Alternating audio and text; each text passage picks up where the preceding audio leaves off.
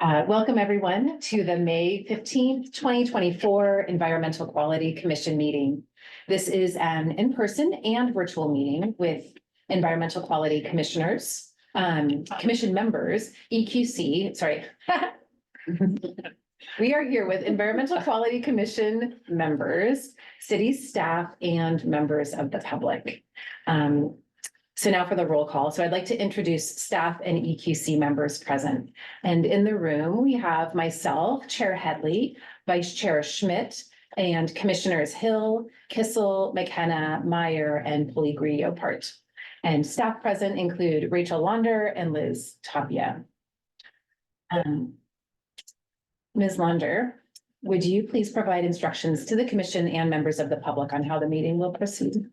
Yes, thank you, Chair Headley LaRocca and members of the Environmental Quality Commission. Welcome everyone to our May 15th regular meeting. So let's get started.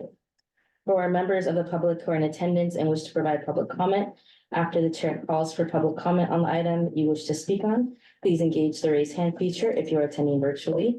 I will then have the ability to open your microphone and you can make public comment to the EQC. For those members of the public who are calling in from a landline or cell phone, press *9 to raise your hand virtually. And if you are here in person, please fill out a comment card. It's on that ledge over there and return it to me. That concludes the instructions for today's meeting, and I return the meeting to you, Chair. Thank you, Ms. Launder. Okay, so under public comment, the public may address the commission on any subject not listed on the agenda. Each speaker may address the commission once under public comment for a limit of 3 minutes. And while you're not required to provide your name or a city of residence, it is helpful. Please note that the commission cannot act on items not listed on the agenda, and therefore the commission cannot respond to non-agenda issues brought up under public comment, other than to provide general information. Ms. Launder, would you please call for public comment? Absolutely.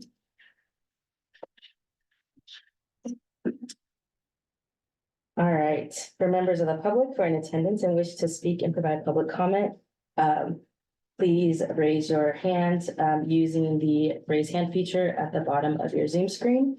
If you are on a cell phone or landline, press *9 so we can unmute you. And if you're here in person, please fill out one of those comment cards and return it to me. Do you have a comment card? I will fill out one. Okay. And love to speak whenever. Is it for an item not on the agenda? It's this item, not for me. Perfect. Let me just get our timekeeper up and then we can proceed. Do we have any public comment online? No.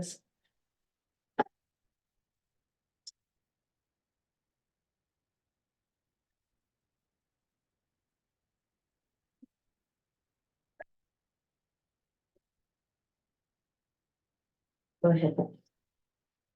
So Brian Schmidt from Menlo Spark, and I just wanted to start welcoming our new commission members.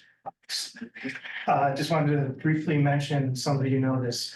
I learned yesterday, the city of Berkeley is considering a zero NOx approach to reach codes. And it has passed what appears to be their version of the Environmental Quality Commission. Went to the city council on May 7th. Council sent it over to their health and environment, some long-name committee for further consideration. Two of the city council members mentioned concerns about legal issues.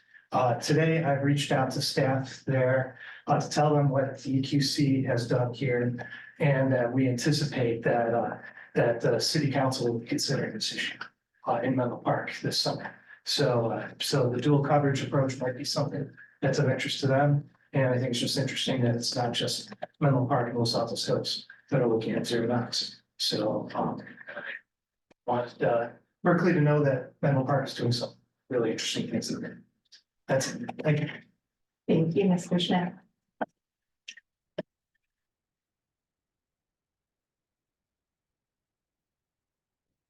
Any other public comment? No. Okay.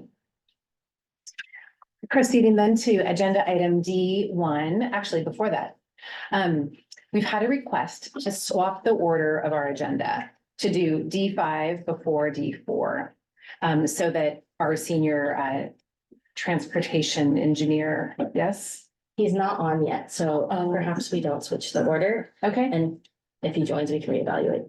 okay, great.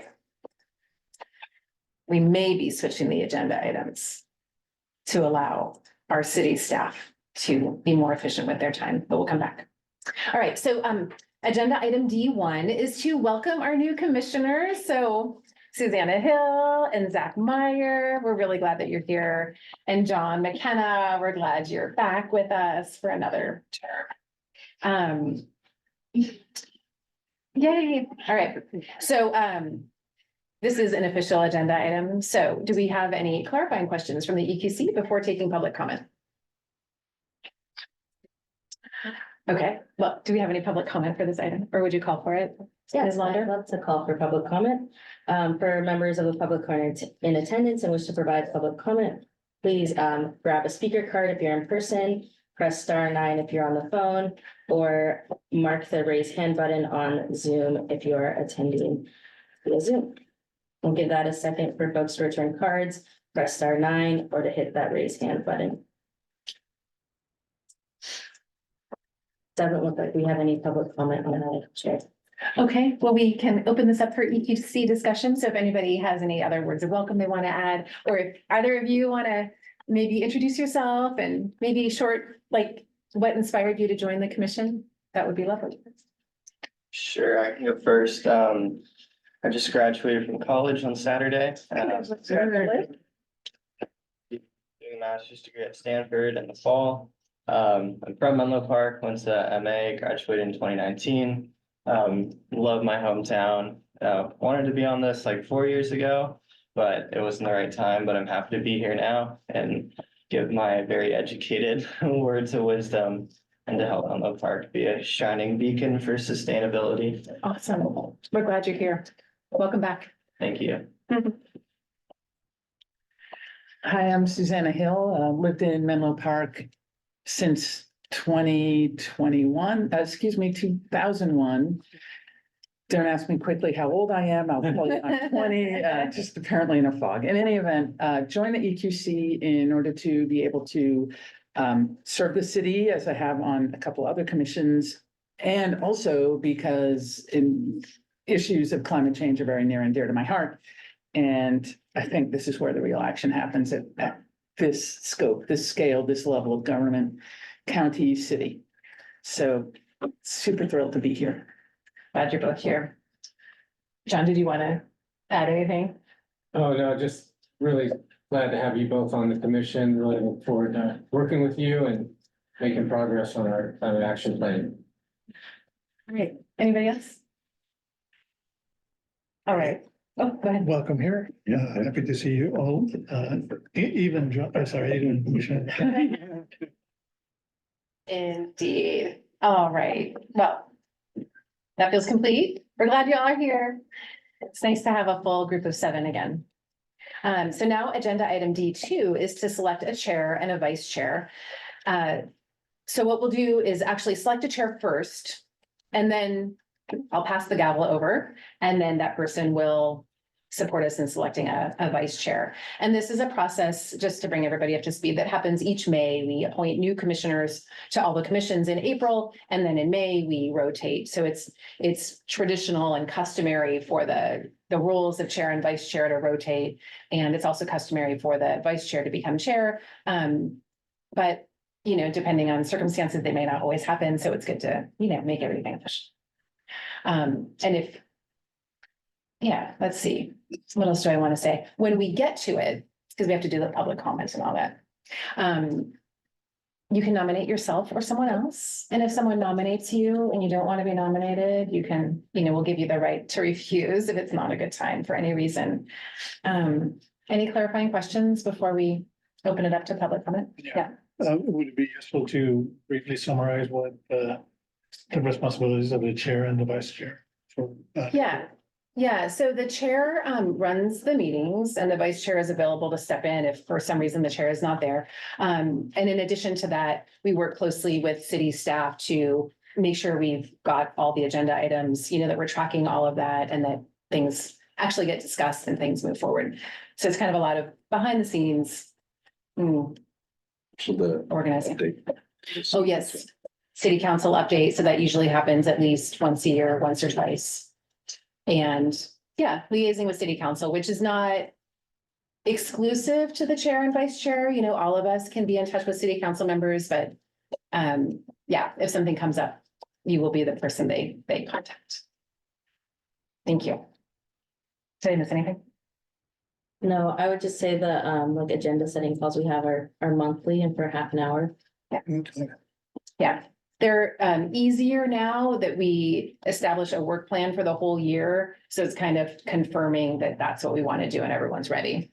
Yeah, Yeah. whereas before we were having to make things up every month. Yeah.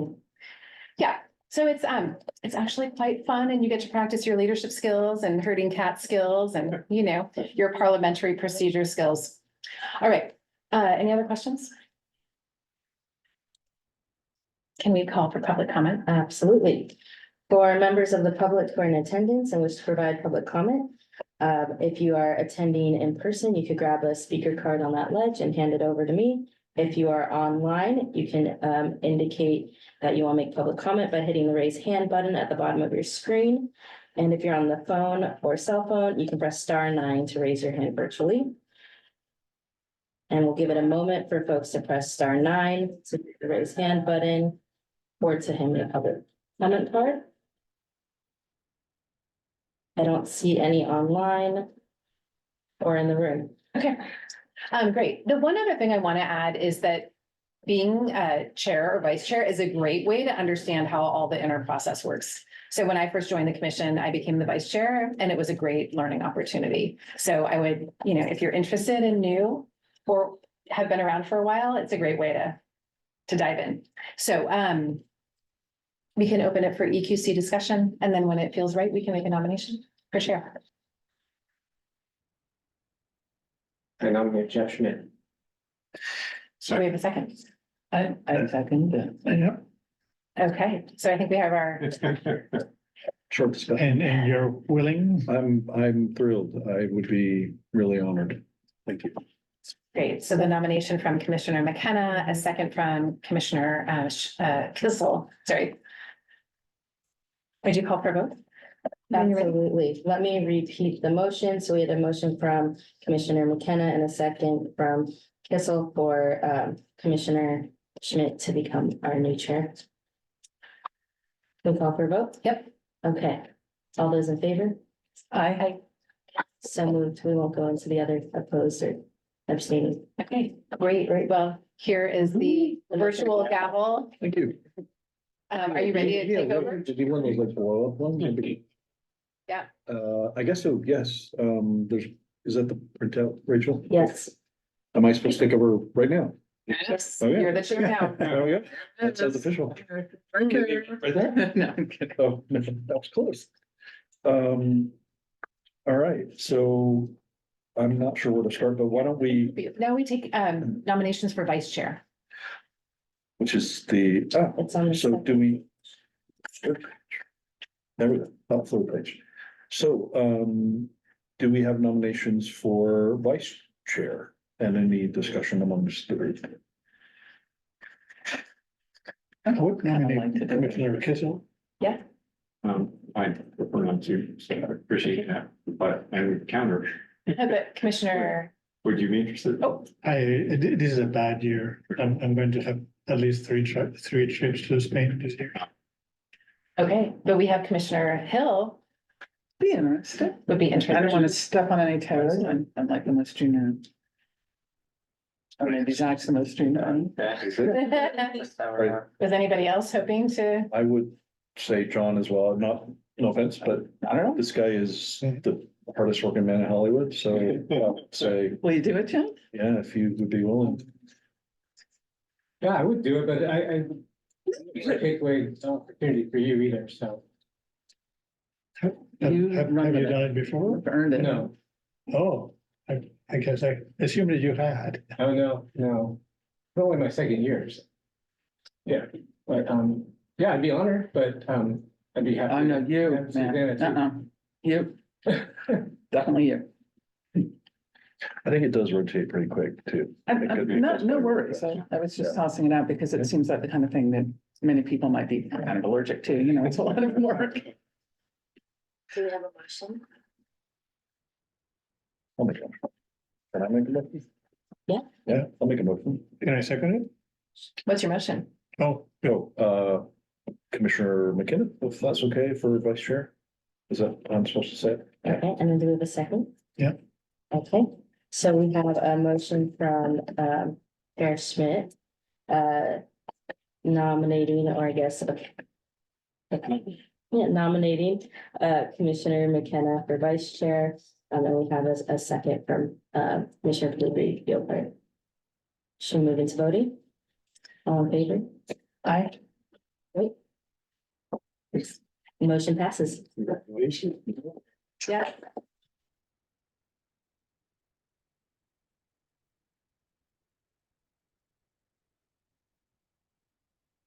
And so then Jeff, we move to item D3. Oh, all right. You can tell it's gonna be a little rusty. All right, so we're now moving to item D4 on the D3 or D4? Three. The minutes. Oh, yeah, thank you. D3, where we're gonna approve the April 17th, 2024 EQC meeting minutes, which were attached to the pack. Before we take public comment, are there any clarifying questions from the EQC about the minutes? I would abstain from voting, I assume. Yeah, I think so. Let's try it out. Unless you watched the meeting and reviewed the minutes. If you happen to read the minutes. I read them, but We can move into public comment. Yeah, that sounds good. For members of the public who are in attendance who wish to make public comment, if you are in person, you can grab a speaker card at the ledge over there and return it to me. If you are on Zoom, you can press the raised hand button at the bottom of your screen. And if you're calling in by phone or cell phone, you can press *9 and we will unmute you. I don't have any public comment cards here and I don't see anyone online or on phone. So we can close public comment. All right, thank you, Ms. Launders. So I think we can open for EQC discussion if there's anything on last time's minutes. I move that we approve the minutes. I second. All right, so Ms. Launder may state the motion. Yeah, so we have a motion from Commissioner Headley LaRocca to approve the minutes, seconded by Commissioner Tisland. Right? Can we take a vote? All in favor? Moved. Great, so passed. All right, fantastic. So I think we're now on item D4 on the agenda. Can I offer something? Of course. Can we potentially hear That's right. a motion to move D5 in front of D4 as we have staff member Kevin Chen, our senior transportation engineer, on the line right now? I move that we adjust the agenda to have item D5 happen now and then D4 afterwards. Okay. I will repeat the motion. We have a motion from Commissioner LaRocca Headley to move D5 in front of D4, seconded by Kissel. All in favor? So moved. So getting good at this. Okay. And Kevin, I don't know if you heard that. But I mean, if you're having any issues. Go ahead. So D5, yes. So we're moving on to agenda item D5, where we're going to review and discuss the climate action plan strategy goal number 4 and provide feedback to staff on the scope of work implementation for the 2025 to 2030 timeframe. And so we will hand it over to, what's Kevin's last name? Sorry. I didn't- Chen. Shannon. And yeah, so I'll be doing the presentation. Oh, yeah. Okay, I'll great. be available for So questions. over to Ms. Launder. Awesome. Thank you. I'm going to share a little extra context during this presentation on climate action plan as a whole for the benefit of everyone in the room. I'm excited that this is the last goal that we are looking at with our climate action plan as an EQC. And so it feels like a great combination of work. So I'll go over an overview of the climate action plan, to dive right into strategy number 4, share some policy background and staff's recommendations for the 2025-2030 scope of work update. And then we can go into discussion from the EQC. Okay. Screen. Today I'll be recommending that the EQC discuss and adopt the CAP number 4 scope of work update, as presented in our slide deck here. Just a little bit of policy background on our transportation efforts. I just wanted to share that the CAP is one policy document that helps the city guide its transportation policies and programming, but we also have a number of other planning efforts. We have our Vision Zero Action Plan, our housing element, our transportation master plan, our circulation element, our citywide crosswalk policy, and our complete streets policy. So we're not acting in a vacuum. There's a lot of supporting efforts and initiatives underway that contribute to creating safer streets for biking, walking, and accessing public transportation. We also have state and regional policies, which are listed on the slide. So our CAP number 4 is all around reducing vehicle miles traveled. And the EQC picked a reduction of vehicle miles traveled by 25% or an amount recommended by the Complete Streets Commission. So that is the high level umbrella goal in the climate action plan.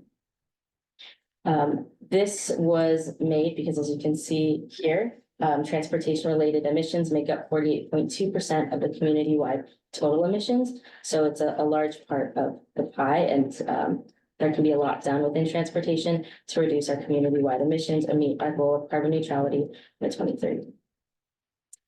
In the 2021 climate action plan update, that's when the plan was last updated. The goal had several actions, and those are listed here. Change zoning to encourage higher density, especially for housing near transit. Make the city easier to navigate without a car by accelerating implementation of the transportation master plan with an emphasis on developing a clear network of protected pedestrian bike paths through town. Current projects underway that help achieve this goal: the SB2 housing grant, transportation management plan, Transportation Management Association, and implementation of new VMT guidelines for new development. So those were all developed by your former EQC colleagues and staff and were part of the 2021 update. More specific projects we have here, and there's some redundancies, but this kind of captures the it's kind of a time capsule of what was happening in 2020 and 2021. And we'll get to review kind of all the progress that was made as you see, like some of these things like implementation of VMT guidelines for new development adopted in June 2020, as well as, adopting the Complete Streets Commission's work plan and their effort to set a VMT reduction target. We're tracking progress towards CAP number 4 by using estimated VMT to calculate methane and nitrous oxide emissions, as well as estimated fuel usage we use to calculate carbon dioxide emissions. Some progress has happened since that 2021 scope. We've begun implementation of the SB2 housing grant. We've begun implementation and annual updates to the Complete Street Commission's work plan, which includes prioritizing projects in the Transportation Master Plan that'll work to reduce VMT. In October of 2021, the Transportation Management Association feasibility study was adopted by City Council. And in January of 2022, the City Council adopted updated VMT guidelines for new development. So a mix of these things are things that live within our Public Works Department, which Kevin, who's joining us, guides and works on with our Complete Streets Commission. And then we also have partners in community development and our planning department who lead some of these efforts. So it's really a citywide initiative to reduce our VMT. And so I wanted to share some of our thinking around what an updated scope of work could look like. As you saw kind of in the previous slides, there was some really specific things related to grants and planning efforts. And those things have really kind of moved into the next phase of moving from planning to now implementation. And so I'll read the 3 items that we would like to include as updated scope of work. The first one is to build connected and safer multimodal transportation networks that make walking, bicycling, and transit viable for more trips locally and regionally. Apply and update transportation demand management or TDM requirements to help produce development that is not dependent on single occupant vehicles. And to operate programs, including the shuttle program and Safe Routes to School program to enhance transportation options for students, commuters, and transit dependent populations. We will also have time to, in kind of further staff review, to potentially list out more specific details on projects and to better capture work that's already happening. Our Public Works is, in conversations with Kevin, has shared some really intentional and efficient things they do to improve our roads for biking. Like, for instance, one of the efforts they do is anytime they're looking at road maintenance, they evaluate upgrades that they can make for the bike lanes on those roads. And so they incorporated how to best practices for improving active transportation and regularly scheduled maintenance cycles. So that's something we could look to add at that level of detail, but we wanted to kind of zoom out in light of all of the other kind of planning and policy documents to paint this picture of what reducing our VMT means in Menlo Park. And so that concludes the presentation that I have. And as I mentioned, Kevin Chen, our senior transportation engineer, is on the line and he can answer questions as well as I can. I'd like to recommend that the EQC discuss CAP 4, our transportation and VMT reductions goals, and then eventually move to adopt CAP number 4 scope update that we can roll into our larger CAP update for council. Okay, so are there any clarifying questions from the EQC before we take public comment? Yes. Yeah, I have a couple. Would you mind going back over a couple? I have several. Going back to the slides that you gave, one more over that. Okay. So would you give a quick rundown on the components of a scope of work and the definition of what this is? Is it are there time-defined projects or sort of targets and quantities of things, or is it more a description of the activity under the rubric of this particular pathway, or a mixture of the two? Yeah, it's been approached as a mixture in kind of past iterations of the plan, but I would say in kind of looking at the scope, what we want to do is identify specific activities and approaches to meeting the 2030 goal. So we have 5 years, what things are we going to prioritize and focus on in the next 5 years to meet carbon neutrality? Okay, but those are not listed here beyond sort of the category of what they are, Exactly. but those exist in a work plan and. Yeah. Okay, got it. Would you back up one more slide? Or the other? Okay, sorry. Oh, no, go ahead. I'm playing catch up for sure. So the tracking it, so estimated vehicle miles traveled used to calculate methane, N2O, and fuel usage. I have 2 questions. Fuel usage, is that something that we get out of surveying the local gas stations? Or is that merely city fuel usage? Like, how do we get fuel usage? Yeah, so fuel usage is, it's given to us through, we have that data through Caltrans. And we also have that data through RICAPS, and I can pull that up too as we go through. Now, it sounds like it's specific in what that, not that it wouldn't be, I'm just trying to get my head around it. So these 2 tracking, like they're sort of outcome measures. Is that right? So we're gonna have, sorry.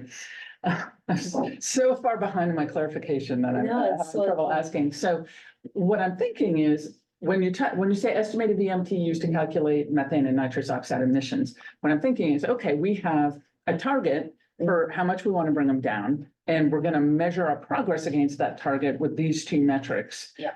And I'm wondering, what are do we also have metrics that are sort of inputs, things that we control, things that we're doing that are directly connected to how much vehicle mile travels would drop? Like, I understand that we have programs that we're doing. Yes. And then we have outcome metrics. I'm just wondering about that middle ground, sort of input metrics. So Yeah, have we gotten through, 10 sidewalk repavings or, that type of a thing?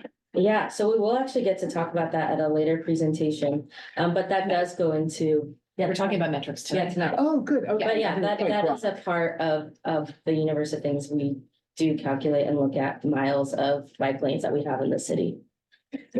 Thank you for your patience. That's Yeah, catching up. Did that answer your questions? I think I'll catch on with the rest. Okay, Well, I have a question too. Please, go ahead. I have similar questions. I mean, so it's not, I mean, I also need to catch up on it. I don't- So what is the goal of this particular point right now? To say, just moving to the end, when you say the last slide on on this deck is for us to agree that, yes, we have to do it, or is there a particular thing that we're approving? Yeah, so it'd be to approve replacing What? this what? language, Oh, okay. reduce BMT through the SB2 housing grant with this language. Build connected, apply, Okay, so this is a new language, and that one was the old one. exactly. So the new language doesn't talk at all about BMTs? I'm not Yeah, questioning, no, I'm no, just there's asking. no. Cool, okay. I like, The For- goal is, the BMT goal is still there to reduce vehicle miles traveled by 25%. but it's And we not, will but achieve it's that not in the through- scope of work. These three. It's not in the scope. Okay. I think you just answered my question, which was about, does it still make sense to keep the goal as vehicle mile travel reduction? And it sounds like yes. Yeah, that the exercise that we're doing here is just looking at the scope of work, not the goals. Okay. That would be a larger council directive. But, and then Commissioner. The chair has said that we're going to talk about metrics later on it for this particular. For the entire climate action plan, yes. Okay. Yes. I guess I would have to clarify, or should do, vehicle miles traveled, if we go to all electric, why is vehicle miles traveled irrelevant? That was my question too, which maybe we can get to in the discussion. Okay. Any other clarifying questions? Because then we can go to public comment and come back to the discussion. So just so I understand, the scope of work is the staff's belief that by implementing these three bullet items, that vehicle miles traveled will reduce by 25% by 2030? Is that kind of, Yes. yes? Clear. Okay. So Ms. Launder, why don't we see if we have any public comments on this item? For members of the public who wish to make public comment on this item, you're welcome to grab a public speaker card at the ledge over there and hand it back to me if you're in the room. If you are online, you can hit the raise hand button at the bottom of your screen on Zoom. And if you're on the phone, you can press *9 and we will be able to unmute you. I see a public comment card in the room. Filled it out. Okay. Okay, and then we'll see if there's any online. Okay. We can move to the public comment in the room.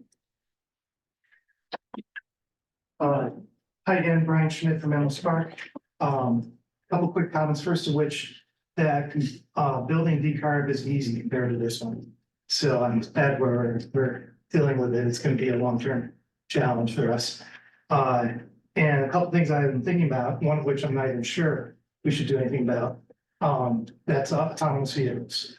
Should that be a component in trying to get people out of cars? In particular, in the long run, I could see autonomous vehicles getting us to the point where people don't need a own car because on occasions where we need that, there'll be autonomous vehicles around. And also that might have another benefit of people not needing parking So that could allow for more housing and other beneficial uses, more density.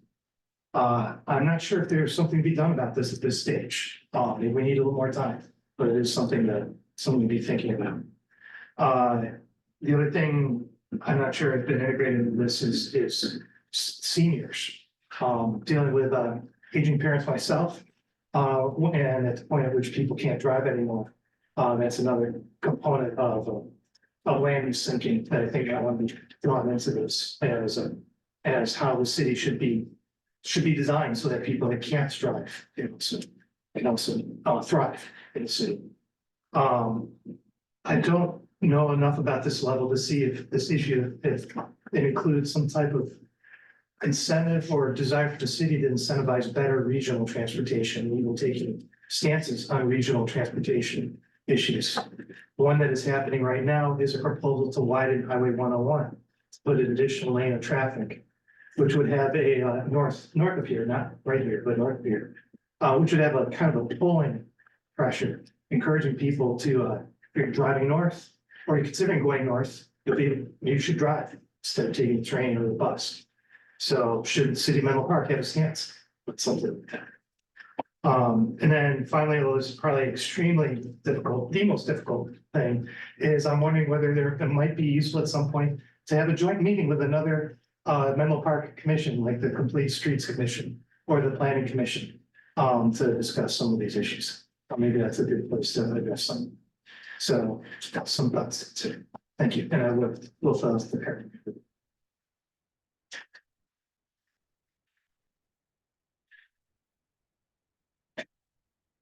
Any other public comment? I don't see any other online or in the room. Thank you. We can close public comments. Sounds great. So why don't we open it for EQC discussion?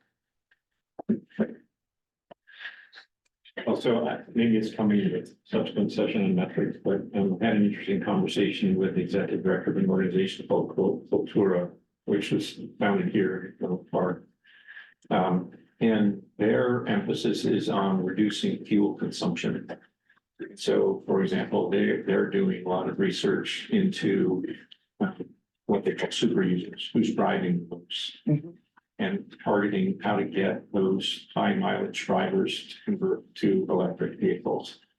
And ultimately, reducing the consumption of fuel is really the metric that matters most. It's not miles driven, because if the miles are driven with a high efficient gas car or an electric car, it's not the same as a truck. And so I would encourage us to reconsider what the right metric is in view of the way technology is evolving. Is that Janelle's? Yeah.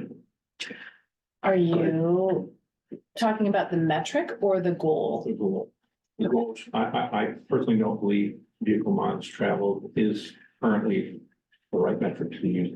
Yeah. I agree with that. And I think the goals and the metrics are connected. I mean, Because if we can get, what I heard is we can get gas consumption from Caltrans or somebody. I mean, that's a great metric to have. Yeah. How much gas is sold in the city of Menlo Park? That's going down. We are therefore reducing carbon emissions regardless of vehicle miles traveled. Yeah. I mean, I guess I agree, and I have somewhat intertwined thoughts about that one. I mean, at one level, if we're just interested on greenhouse gases, I 100% agree.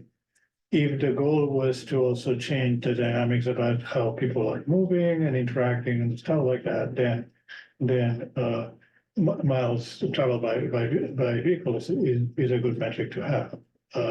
My understanding is that right now we're focused on the greenhouse gases, and then I think that measuring the fuel is the right thing to do. I mean, I would posit that the vehicle miles traveled might be a good goal for the planning commission or Complete Streets.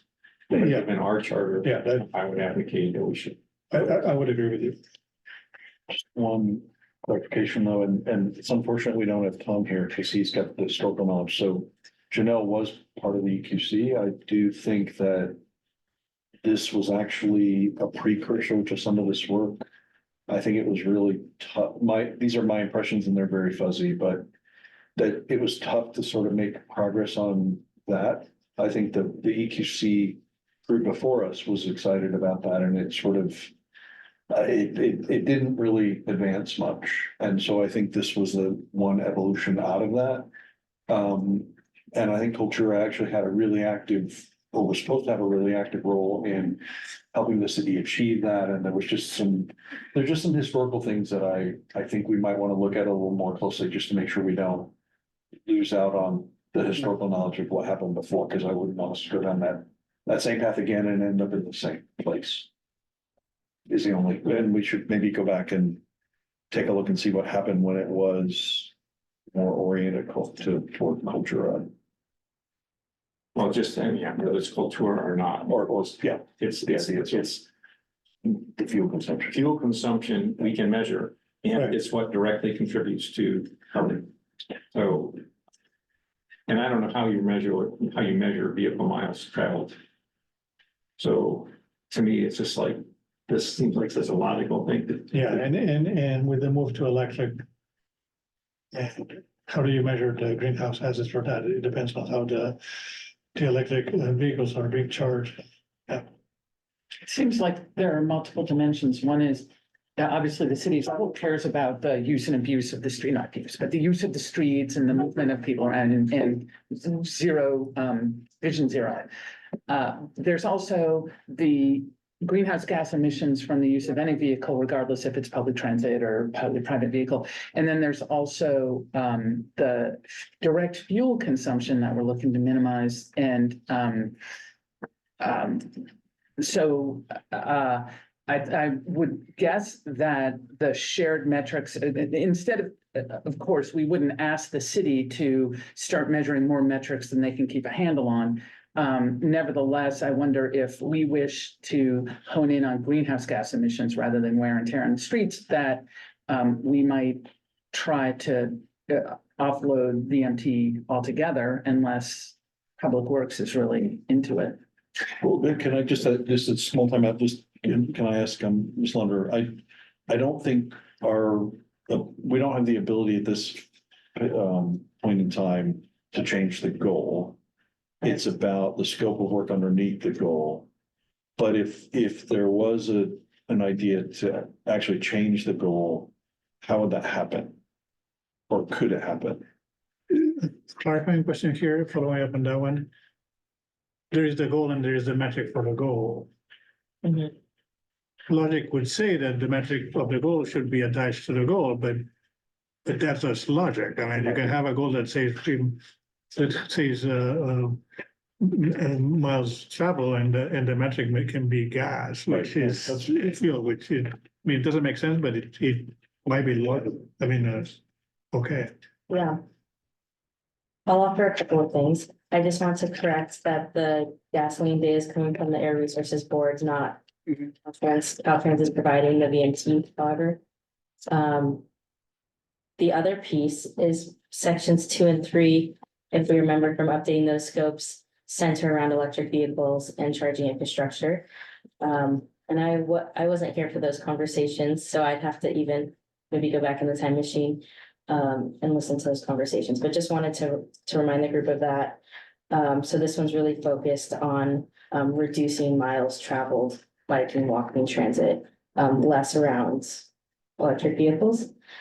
But that could be up for discussion. And the piece around the goal, if the EQC wants to take the conversation there, we can certainly have conversation and get a recommendation to update the goal. However, we would still need to do work to ground that new goal to make sure that that goal supports reaching carbon neutrality by 2030. Because all of the goals were quantified by the EQC to make sure that they would offset the amount of emissions from the 2005 baseline. So we just need to maybe, if we touch the transportation one, then we may need to do more in building. If we're doing less in transportation, if we're doing more in transportation, maybe then we don't necessarily do less in others, but we would need to communicate that. So counter to that is, I think that the goal is to reduce transportation related emissions. And EVs, there's a part of the cap programs focused on EVs, but even if we convert a high percentage of EVs, if we don't find the people who are consuming gas and reduce that as well. Mhm. So I think they're complementary. And there may be overlap because as you drive up EV adoption, but let's say there's an 80-20 rule, and this is one of the things that Kultura had talked about, is that 20% of the drivers consume 80% of the gas. So we get 80% of the public to convert to EVs, and the 20% are using all the gas, keep using the gas, we don't win. So I think we really absolutely need to measure how much gas we're consuming and drive that number down. EVs will contribute to driving that number down, but it won't necessarily drive the number where we need to be. And just to build on that, I have a question. Is there a way to put up the new recommended scope of work? Yeah, absolutely. So part of me, I love the discussion about fuel consumption because that does feel more right to me personally as well. It's measurable, it's understandable, it's, that. Because the public will need to be the ones that are doing it, so it's a lot more. Well, and I think it's good, it's targetable as well. Right. It's like you can say, okay, well, where is the fuel getting consumed? Exactly, and so I think vehicle miles traveled is really like, I have to drive to Stanford every day, I can't do anything about, the miles traveled, it's still gonna be fixed. So anyway, I think that might be a potential measure. My concern is really in the super high level of bullet one in particular, and the fact that it feels like it's not. It's dependent on all those other plans that you had out there that might move at various paces and might not be integrated, and so it almost. I guess what I would ask is, can we get more specific on particularly the first bullet? And say something that's really going to contribute to vehicle miles traveled, reducing increase the amount of Samtrans stop as do something a little more tangible than this. That's very practical, that we can still work with the transportation department on, but this just feels so big and nebulous that it could be anything really. So I think my request is could we find something that's still very big, but it's gonna be hard and it's still gonna require collaboration, but not with everybody and their pet dog, because that's my worry is we gotta collaborate with 7 different departments and on 9 different plans. So I hope that made sense, and then I think we can have things like fuel consumption is maybe a metric without necessarily having to make that the overarching goal, if that makes it easier. Can I build on that one quickly? Just trying to understand a bit more about this. Why is this on EQC as opposed to on complete streets? Vehicle miles traveled, that goal, that particular goal? Is that the question? Well, my understanding, Well, yeah, but I mean, in particular, this particular bullet, but yeah, I mean, kind of the big picture, right? so my understanding, it's the carbon emissions from transportation are a huge part of our carbon footprint as a city. So it needs to be part of our plan. The thing I like about this is that it's connecting all these different plans from different departments and different commissions, and is saying we all need to work toward this. So while it's not as specific, I appreciate the cross-functional nature of both the problem as well as the solution. I do too. It's a little too big. Well, it's high level, and this is intended to be scope of work for 5 years. I really like the idea of maybe getting 3 bullets under each of those 3 bullets. Yeah.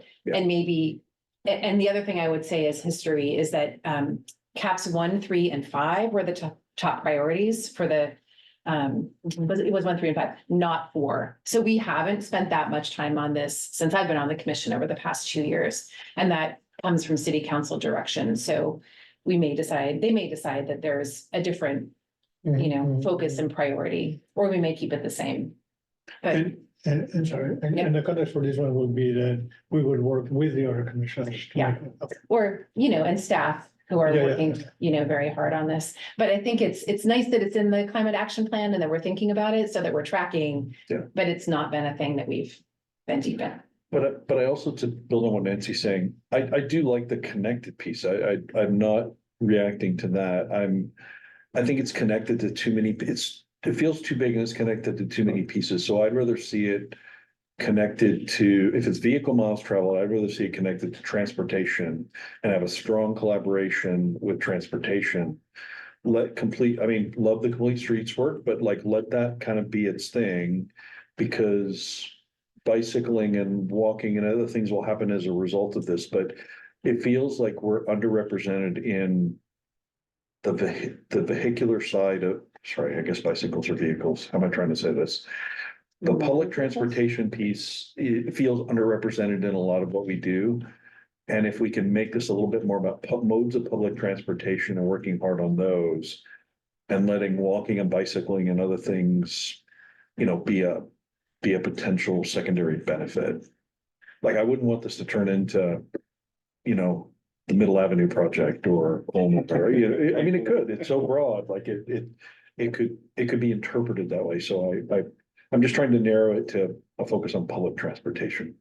And I think in the 2021 scope, if I may, it was more just like capturing the work that was already being done and kind of just parodying it in the climate action plan. It's kind of like, we're doing it, we're less so than like developing a new project to meet that goal.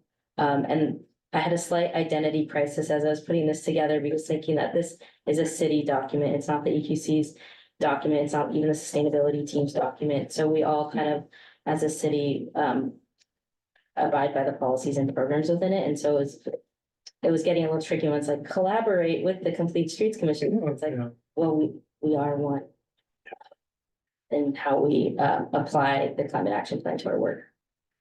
Which makes a lot of sense to me. And I think it's important that we include biking and walking, because we think about the kind of city we want to create and having a vibrant downtown and, a sense of community that happens when we're biking and walking and taking public transit. So I'm personally okay with this as it's written. I'm not disagreeing. I mean, I'm a big supporter of it. It's just, it feels like everything in the kitchen. I'm just trying to make it feel like less like everything in the kitchen sink in this one bullet. And Perhaps you could hear from the transportation engineer on maybe some specific projects that are happening under each of these bullets that we may want to consider including tonight or learning more about tonight. Good idea. Does that make sense? Yeah. Mr. Chen, are you hearing us? Yes. Hi, good evening. Yes, I'm hearing it and taking notes as well. Okay, let me turn up our volume so we can hear you better, but we're talking about kind of the these higher level items in our scope of work, and thinking maybe there's like a specific project we could nestle under each one of these. And I was wondering if you could share maybe a couple of examples of key priority projects for your team or the Complete Streets Commission in the next year or so. Or 5 years. Yeah, certainly. Am I coming through better now? Or Yes, you're loud and Okay. clear. And if you're on camera, we can put you on camera. Are you on camera by Wait. chance? I am. So, Sorry. Austin, one, There you go. can you really proof it by telling us which of the three a particular project you're describing goes under? Yeah, Is that- and yeah, thank you, Commissioner, for having me tonight, by the way. Kevin Chen, Senior Transportation Engineer with the City of Menlo Park here. Yeah, so I definitely kind of been listening to the conversation back and forth, and I think what I'm hearing is, at least the transit portion of it all, kind of getting a bit of a mention there, and then also kind of going through each of the bullet points, identifying maybe some key projects that we're working on, or maybe in the pipeline that we're working on, that could be added to the list. And that's certainly something that we can definitely work with Rachel on and kind of enhance that. But and happy to kind of go into specific projects if there's some interest. I do want to just briefly touch on sort of the transit. So we as an agency, we do have our shuttle program, which is being run out, being managed out of the transportation division. And some maybe we probably know, we have kind of the Crosstown, we have the Caltrans to the train station to Willow. We have the M3, which is the Marsh route, and then the M4, which is the Willow Road route, and then we also have a commuter shopper shuttle. So those are kind of the city has a shuttle program that is managed out of the transportation division, but we're also very much a stakeholder when it comes to, for example, Samtrans, regional planning, for example. So, something that they recently did was they conducted I believe a Samtrans long range plan where they solicited feedback from the city. And so we as staff reviewed that plan, and based on some of our knowledge of the city, for example, what's happening in the Bayfront area, we made recommendations to their plan. So a lot of the things that I think being mentioned here, as far as transit is concerned, the city obviously is a stakeholder. We're not the lead in those agencies. However, we do have a very much an opinion in terms of what they are proposing in their long and short range plans. So I don't know if that necessarily answers the question that you're looking for, but I just wanted to kind of highlight that it is something that we constantly work on. It's not necessarily, maybe it's not necessarily the same as a bicycle or sidewalk project because the city is a lead on those projects, versus in this case, we're more of a stakeholder, but we definitely have a seat on the table for many of those projects as well.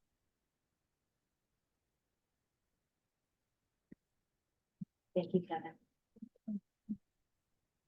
And then is there an interest in me identifying a couple of projects under each of the bullet points?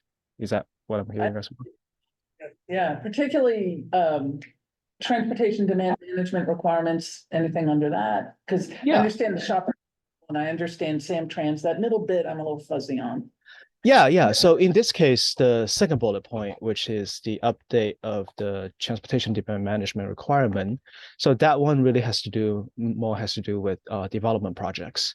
So for commissioners that may know, I'm just going to go ahead and kind of briefly go over that particular topic for folks in the audience as well. So for example, if a development comes into the city, they redevelop a site, which means they are taking over, changing land uses potentially.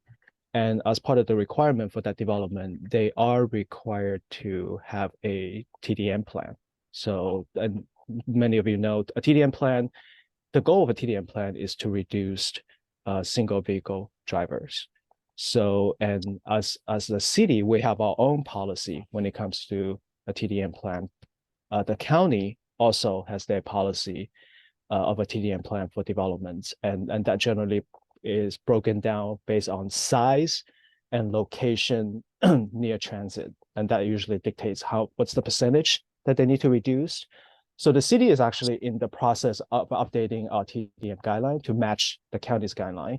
For the longest time, the city has a more robust TDM guideline when it comes to development projects, but recently, I think back in 2021 or 2020, the county updated their policy, which now is more stringent than the city. So we're in the process of updating our TDM guideline to match the county's TDM guideline. And the Complete Streets Commission heard about that particular item, I believe, 2 months ago as well. So hopefully that kind of provides a breadth of explanation of what a TDM plan does for the city. Thank you. Thanks. I have a question. So how do we measure vehicle miles traveled? Yeah, that's a great question. And I would say it's probably a question that is ever evolving, if you will. So, there's definitely platforms, softwares out there that can measure vehicle miles travel. From a transportation standpoint, when the development comes in, there's typically 2 ways of going about it. You can run what we call a travel demand forecasting model, which is a pretty extensive modeling system that takes into account land uses and a lot of assumptions kind of built into land use and residential versus commercial, that type of stuff. And we typically reserve that methodology for much bigger projects. For example, Willow Village, Parkline, they typically will have to update the model to reflect kind of the TDM or the vehicle miles that they are going to produce as part of their project. Typically for smaller projects, we do have results. So we already have based on previous model runs, we have those vehicle mile travel data for each of the zones that we have within the city. So if we have a project coming in, we'll take a look at the VMT produced by that zone and then kind of make some assumption based on the project size and land uses, et cetera, and then doing some calculations according to that. So, and that is typically reserved for like a smaller project. But my question was not for future projects, like what's the total vehicle miles traveled in the city today? We want to be 25% less next year or 5 years from now. How will we know, right? You're talking about all kinds of modes of transportation in the city. Yeah. People in the city, people commuting to work. How are we measuring that today? So that we'll know whether we're doing that wrong. Yeah, and that's probably a more challenging question. And we've actually been working with Rachel on that as well. I think we've been, and this is kind of an ongoing conversation. For now, we're relying on Caltrans data to provide that vehicle miles travel statistics on a yearly basis. Of course, some of the numbers within that also has to do with not just VMT produced by Menlo Park, but also cut-through traffic VMT, right? So as we all know, Menlo Park, we kind of slap in the middle of the peninsula, so a lot of cars are traveling through Menlo Park and not necessarily an original destination of Menlo Park. So that numbers gets incorporated into the overall Caltrans number as well. I would say, so to kind of answer your question in a more simplified way, we're using those data. So Caltrans estimates annually how many miles are traveled from, to, or through Menlo Park. Exactly. It's basically looking at the Menlo Park as a whole, and then all the cars that are traveling through the city. And of course, they're using kind of the model that they use as well, which has a certain amount of assumptions built into it. I was gonna offer that they look at 20, like, they sample sites, like they're not standing there with a clicker or they don't even have a high-tech system. They're sampling sites and then extrapolating. So that number has no information about what type of cars, whether they are electric or is just Correct. number. Miles traveled. So I'm gonna stir the pot. And to do that now. You did that before anyway. Well, I'm not convinced we need goal number 4. I mean, the whole cap, The whole thing, because I'm thinking about what I'm thinking about what you said about this is owned in lots of different plans. A lot of what we heard is owned in transportation, it's owned in planning. I didn't realize that was in development, but it's in development. So when you net all this out and all these other things, and if we rolled it up into what Rachel said is one master plan so let's assume everything was one master plan. This would all be duplicative of what supposedly is in other parts because they own it. So what's left when you strip out? When you strip out all the stuff being done by Complete Streets and transportation and public, what is left? And it feels duplicative. Now I could be wrong, but I'm literally just stirring the pot because show me like 3 things that are unique that aren't done somewhere else. No, why should it not be duplicative? Because why do we need to tax staff time and tracking and all the other things you hear in city council and everything else? Like we've got limited staff, limited time, limited money. Why don't we simplify? I'm not recommending that we simplify. I'm just asking the question to stir the pot to say, this all feels duplicative. Well, It does, and yet it's an environmental quality topic. Like I'm with you, and yet I struggle to think, okay, are we consulted rather than responsible? Is there some sort of little? But what's the work? Like, I mean, so that's what I'm really struggling with. Go ahead, Eduardo, sorry. Yeah, so at the end of the previous conversation, looking at that first bullet, I think it's a bit related to what you're saying is my initial thought would be, we're not responsible for building this. We might be responsible for assessing how all the different pieces are working together. Right, so we're not responsible for doing this or that or the other thing, but somebody has to combine all of that and see what's the outcome of all of these as far as greenhouse gases. Potentially, but that's not really stated up here, so. Well, I that's why- agree. So that's why. So I guess my reaction would be, maybe that bullet could be somebody assess how well we're doing on combining all of these pieces for greenhouse gas. Well, I'm looking at all of it though. All of it feels like it's done somewhere else.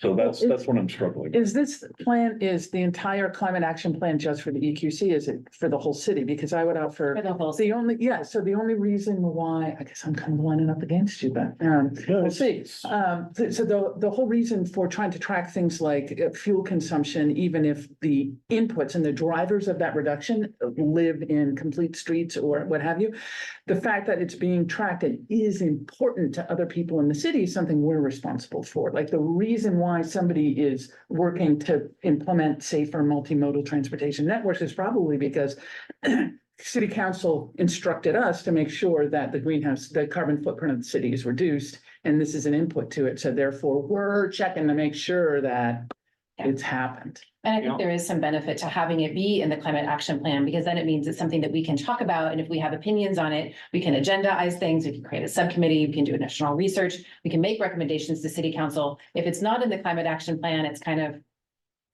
maybe we can't. And touch it also, all. we are prioritizing greater or more heavily or less heavily different parts of the CAP. And so this Yeah. would be one that we don't necessarily visit a lot. Which we haven't. But then isn't that wasted space? I mean, I agree with a lot of what's being said, but I'm just trying to think of.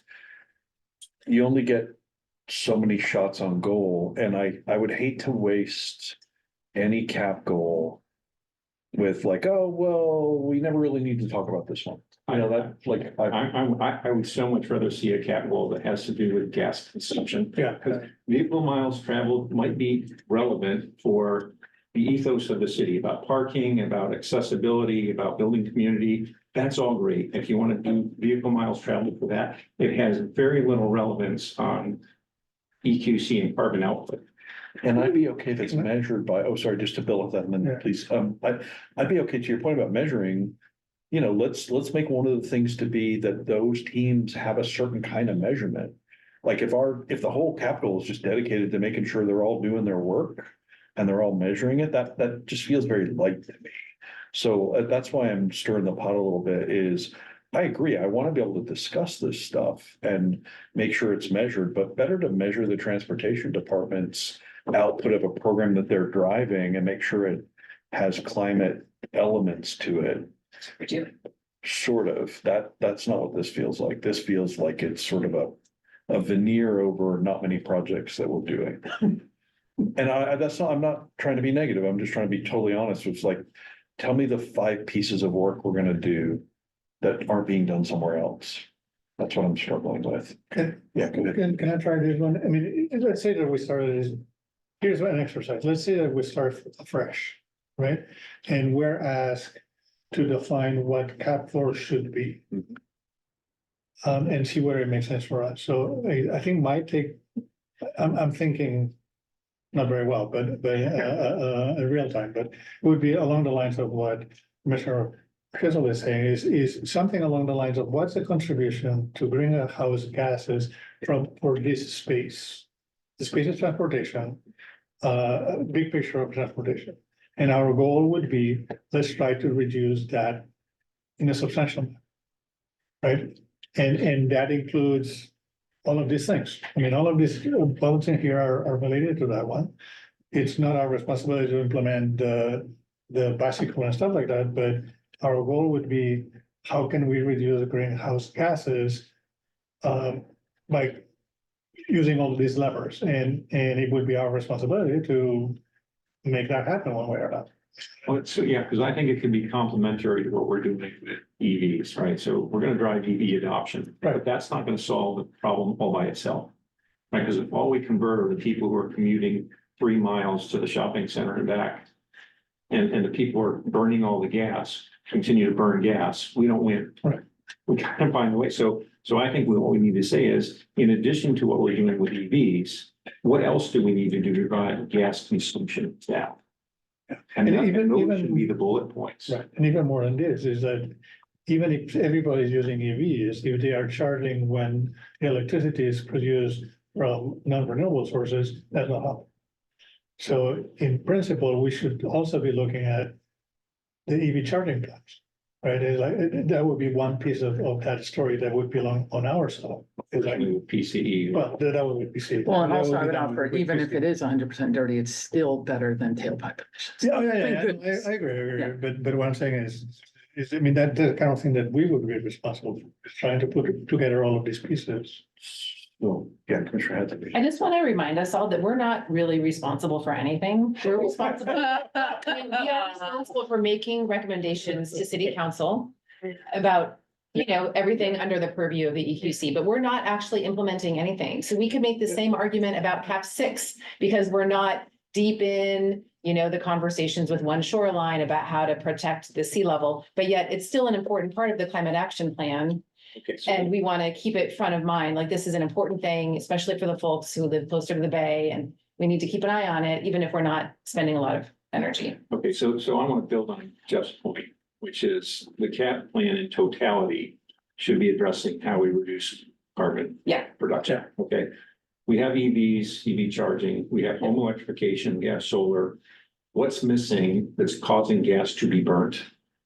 And is that another dimension that should be in our CAP plan that is not today? And if it is, if it's covered by all those, then we're done, we don't need this. And this is where I'm agreeing, I feel like, because even if we don't, I'm not really arguing that we need to do the work as a sustainability team. What concerns me a little bit is this is an amalgamation of work being done by the city and city departments. One Shoreline is external to the city, and some of the other Well, Some of the these other things things- are external to the city A too. few, but a lot of them are done by other departments and divisions. So to me, that feels duplicative, and we're missing an opportunity to find a real gap that isn't being done today. And what is that true, and what might that be? I think there's something there around public transportation feels like a gap, because the planning commission doesn't have time to do public transport. The transportation department does what they can, you know, so it feels like there maybe are some gaps, and that's all I'm trying to poke at is I don't want this to be a capturing of work done Yeah. somewhere else. Can I offer something? Yeah, of course. So we are not being asked to update the climate action plan goals. We're not being asked to update the climate action plan or its initial 6 goals. So, I mean, we're talking about the goals in light of the recommended scope of work for 2025 to 2030. I think this is a really rich discussion about what the goals should be, but I think that's not the work for tonight. And if we want to, maybe that becomes part of the work plan that we establish for the next year. Maybe to look at the goals for the 2030 to 2040 timeframe, or we make it a thing to look at, like we actually need to look at the goals again. So my recommendation would be, we kind of table the discussion about goals, and maybe we make a recommendation here to have it be a little bit more specific, to include the one thing that you feel is missing, which is more detail about public transit. So maybe we can add that, and then we talk about metrics when we talk about metrics. Or other things, I'm actually okay if we keep the goal as it is, to not get into that whole can of worms. Or maybe we find a way to update it later. It's just the meat of the work, like everything I now read in here. I'm just struggling to figure out, like, what's a real program that isn't being done in some other city department? Like, can we name 3? So that's all, so I am addressing the scope Be of. done by other city departments, because sustainability doesn't own the streets. They don't, it's kind of like they're not in charge of the trees either directly, It's like, right? Well, No, yes, you're No, agreeing we're with me or not. no? No, we're not. This document represents the body of work of the city, not the sustainability department. Yeah, so, I mean, back to your question, I think that nobody's counting. I mean, let's assume that we're doing the VMTs, right? So let's say that we're still measuring that. Nobody's counting that. Are we? Caltrans is counting it. Yeah, well, I know, but I mean, Caltrans will do for the car. Aren't, you're saying that that's already there. That's what the data they're using today is Caltrans data. Okay, But, sorry, it's your turn. no, sorry, go ahead. Well, all right. Who is helping, who's actively trying to move the levers to reduce the VMT number. As opposed to, it just happens because we want more bicycles. I think, to Jeff's point, some of the other departments, the commission is, and when they think about improving projects and complete streets, they think about it as They their, are actively doing it to reduce the VMTs. it's a component, I think, of their goal. I think the idea is like, if we make the streets safer, then people will be more inclined to walk or to bike. Some of the programs that Rachel had listed earlier on in the presentation, was talking about all of the different things the city is doing to reduce VMT. Shuttles. Yeah, It's, yeah, and that's sort of my struggle. I mean, actually, the bottom bullet probably illustrates that. Operate programs, including the shuttle program. Okay, the shuttle program, I mean, that would happen without it being in here, I guess is what my whole struggle is. you want something new? I want something that isn't completely done, like the shuttle program feels like a really good example. That's gonna be done in the transportation plan. The safe routes to school is gonna be done in the work of the complete street. So this is all just, right, this is just putting words around programs and actions that are already happening. And I'm struggling to find, why do we need it if it's already, well, the shuttle, why do we need to recapture in here that the shuttle program is happening? If it's already in the TDM or, so that's all I'm struggling, because it feels like, I mean, if you think about what's your point earlier, with caps one, whatever they were, caps 1, 3, and 5 are the top priorities, right? Because they're measurable, meaningful, and they're being driven by the EQC.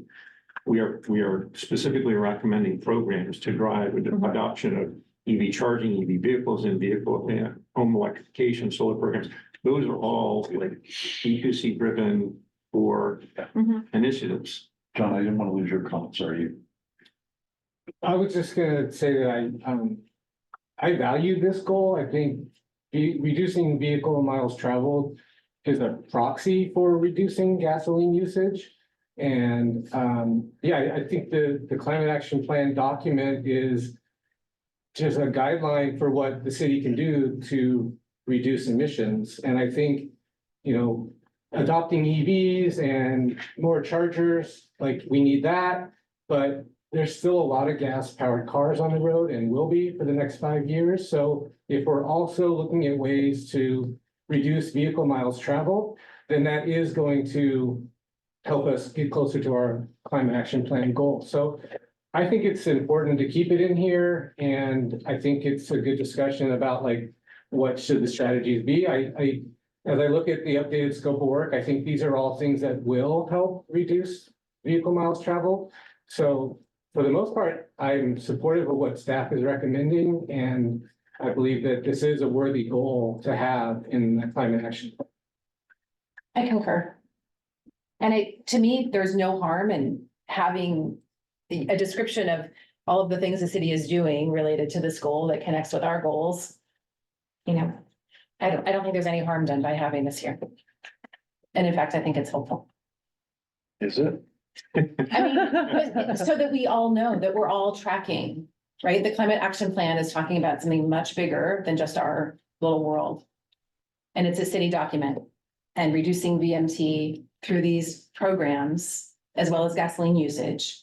Those feel like the two key metrics that we need to look at related to transportation as it relates to the climate action plan, which we can pick up when we get to metrics. But I don't see any harm in, you know, articulating these things and us keeping an eye on it and hearing about it every so often. If they need us to think about it, we can. Yeah, I support this scope of work. I'm still catching up a little bit from what's been discussed before. It doesn't seem like there's any other wording besides this in the climate action plan that specifically talks about active transportation as a way to reduce greenhouse gas emissions. Unless I'm, Active being like walking and biking. yeah, Mhm. and that's a very useful strategy for. Yeah. Like not just EVs. So. Yeah. I think this is useful. And something I think that's helpful, that everyone can do, whether you're renting or you own a car, or you have a lot of money, you have a little bit of money, everyone can do more walking and biking. So it makes, I think, the whole thing a little bit more actionable for everybody in the city. I do think it's hard to measure vehicle miles traveled. I totally, it's like, I don't know how we measure it, but I think having things in place that we think will reduce vehicle miles traveled is a good thing. And maybe maybe it's a subcommittee that wants to think about how do we actually measure vehicle miles traveled in a way that actually shows that we're getting a reduction of carbon in our atmosphere. But I think, conceptually, the ideas and the strategies that are there, as those things get implemented across the city in different ways, it will reduce vehicle miles traveled. The hard part is how do you measure Which we can talk about later tonight. it? One, how big are the vehicle miles traveled in the city of Menlo Park? I mean, the miles are the miles where you leave Menlo Park and you drive an hour to work, right? When you're driving across town or somebody's driving down 101 or 280 and crossing through Menlo Park for 3 miles, that's not making a Philippines difference. I'm sorry, but it's just not, I'm with you. I just don't think this is worth our effort. Why don't we go ahead? Commissioner Holland? Well, so we're concerned with the carbon footprint of the city, right? So when we're talking about vehicle miles traveled within the city, we're talking about wear and tear in the streets, and there's a tremendous amount of embodied carbon in our infrastructure. And every time we have to repair it or replace it, that builds up our embodied carbon. And so I would offer that I've come around a little bit on VMT to say that it is useful because it isn't just the distance people are traveling within the city, it's how many cars are doing it. And so people are still going to have to go to Stanford. That's a fixed. How you get there is important. And it's important not just for emissions, but in point of fact, also for the wear and tear in the city, and incidentally save money too. Yeah, and there's embodied carbon in just the production of a vehicle, right? So if we're creating a city where less vehicles are needed, then that also, and if you're not traveling as much, there's better ways to bike or walk or get from one place to another without a car. That's reducing vehicle miles traveled, it's reducing embodied carbon, it's reducing operating carbon. So. Just gonna chime in too, electric vehicles being heavier cause more wear and tear. And I know there's recent studies that talk about the tires and the plastics in the tires, like really affecting the environment around us. And so if we only focus on just EVs, we're causing more wear and tear, like you were talking about, which is that's why I think this is a great thing to include. So maybe let's, if it's okay, we take a quick time out and see where we are. So I think we have some ideas about changing the VMT versus fuel consumption. I think I still have some concerns about the tangibility of this and that it duplicates other pieces of work. But for what you need, Rachel, do you need us to be okay with this as is? And then, but could we do that with an agreement that more specificity is added both in the measurement and in the programs? Because I would be okay as well if we could balance out the VMT with the fuel consumption. I don't think it has to be either, or I think we can find a way to make it work. I think we can Not talk about the metrics later. Yeah, tonight. and not necessarily tonight or maybe tonight. And I'd be okay with this if we had the agreement that some of the programs that are underneath it are not just like, hey, we're gonna pay attention to the shuttle program and occasionally talk about it. Like, that's what I'm really reacting to is it feels like wasted space if it's a program that all we're gonna do is just know that it's happening. Like the shuttle program. Like, what are we gonna do for the shuttle program that they aren't already doing? So if we can have some kind of agreement that this might get adjusted a little bit depending on the programs that are underneath it. You see what I'm trying to So get maybe, to? Jeff, it's the oversight. So you could put a shuttle program in place with a bunch of gas shuttle vehicles, right? Or you could put a bunch of EV shuttles in place and they're going back and forth and only taking one person. Yeah. Right, so there's an environmental oversight Oh, to programs that are happening in the city. I'm kind of coming around. right. Where if you're looking at it with the lens of how do these programs impact the environment, Yeah. it may be a different lens than people who are trying to think about what's the quality of life in the city, for example. Yeah, I think that's part of what I was trying to say. So I'm okay with this. And I would offer, to build on what you're saying, John, that there is a forcing or an enforcement mechanism, I think that's what you were saying, built into having it in the climate action plan.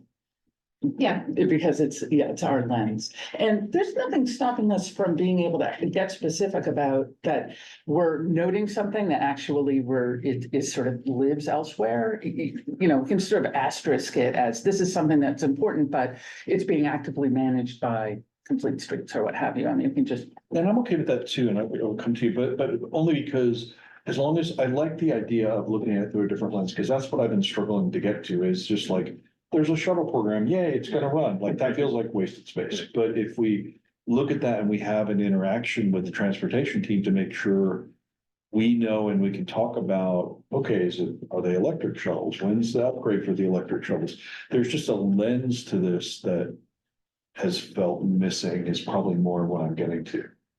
I mean, it's great we have a shuttle program, but why do we need it in the climate action plan if it's already somewhere else? But I'm not sure oversight's the right word, but the climate lens to existing programs feels closer to what I'm struggling with. Sorry, Rich, go ahead. Oh, no, I'm just actively listening. I think one part to underscore though, is that in the city, since 2005, we've been capturing emissions from all of these different sources, including transportation. And so if we are to look at kind of the purpose of the plan, it's sometimes to generate new projects, programs, and policies, but sometimes it's just to do the storytelling, capture it, and track the emissions data. Like just because we have all those other transportation plans, doesn't mean we're tracking data from those efforts and seeing if those are effective in reducing our carbon footprint as a city. Yeah.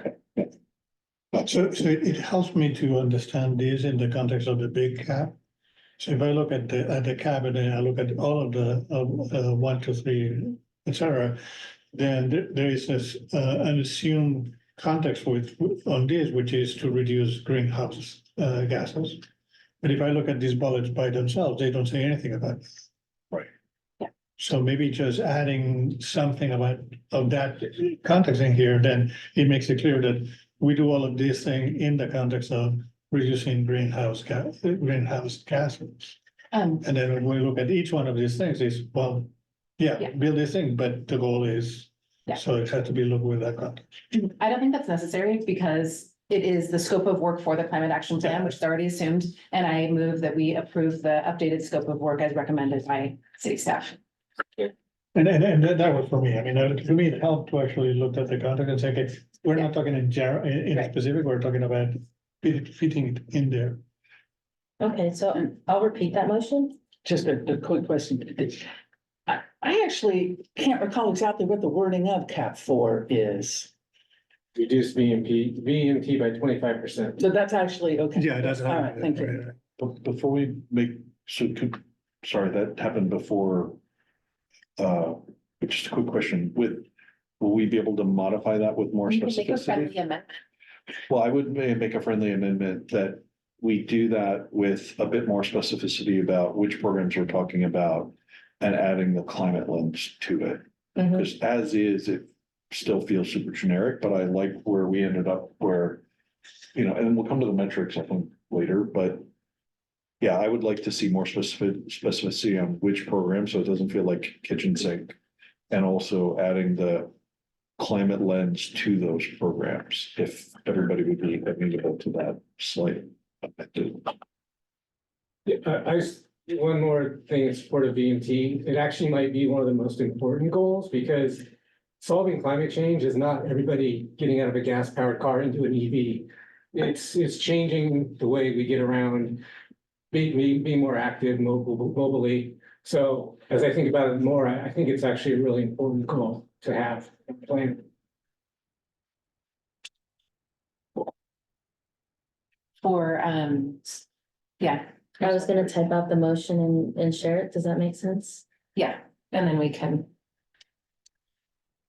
include Jeff's.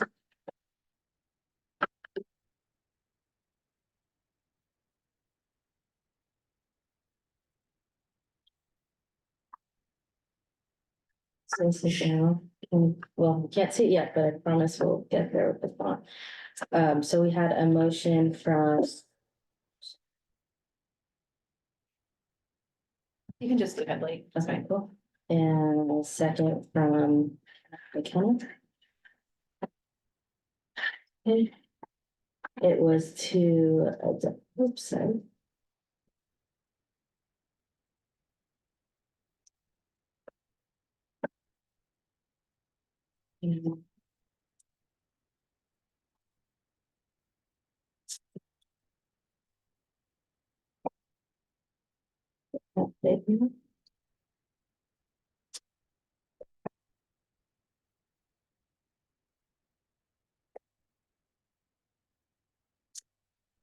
All readable.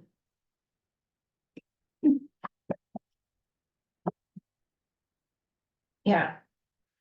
All right. Well, Chair Schmidt, what would you well, add? and then with, well, whatever we're gonna call this, with the amendments of more specificity on programs and applying a climate lens to those programs. I'm not sure I love the word lens, but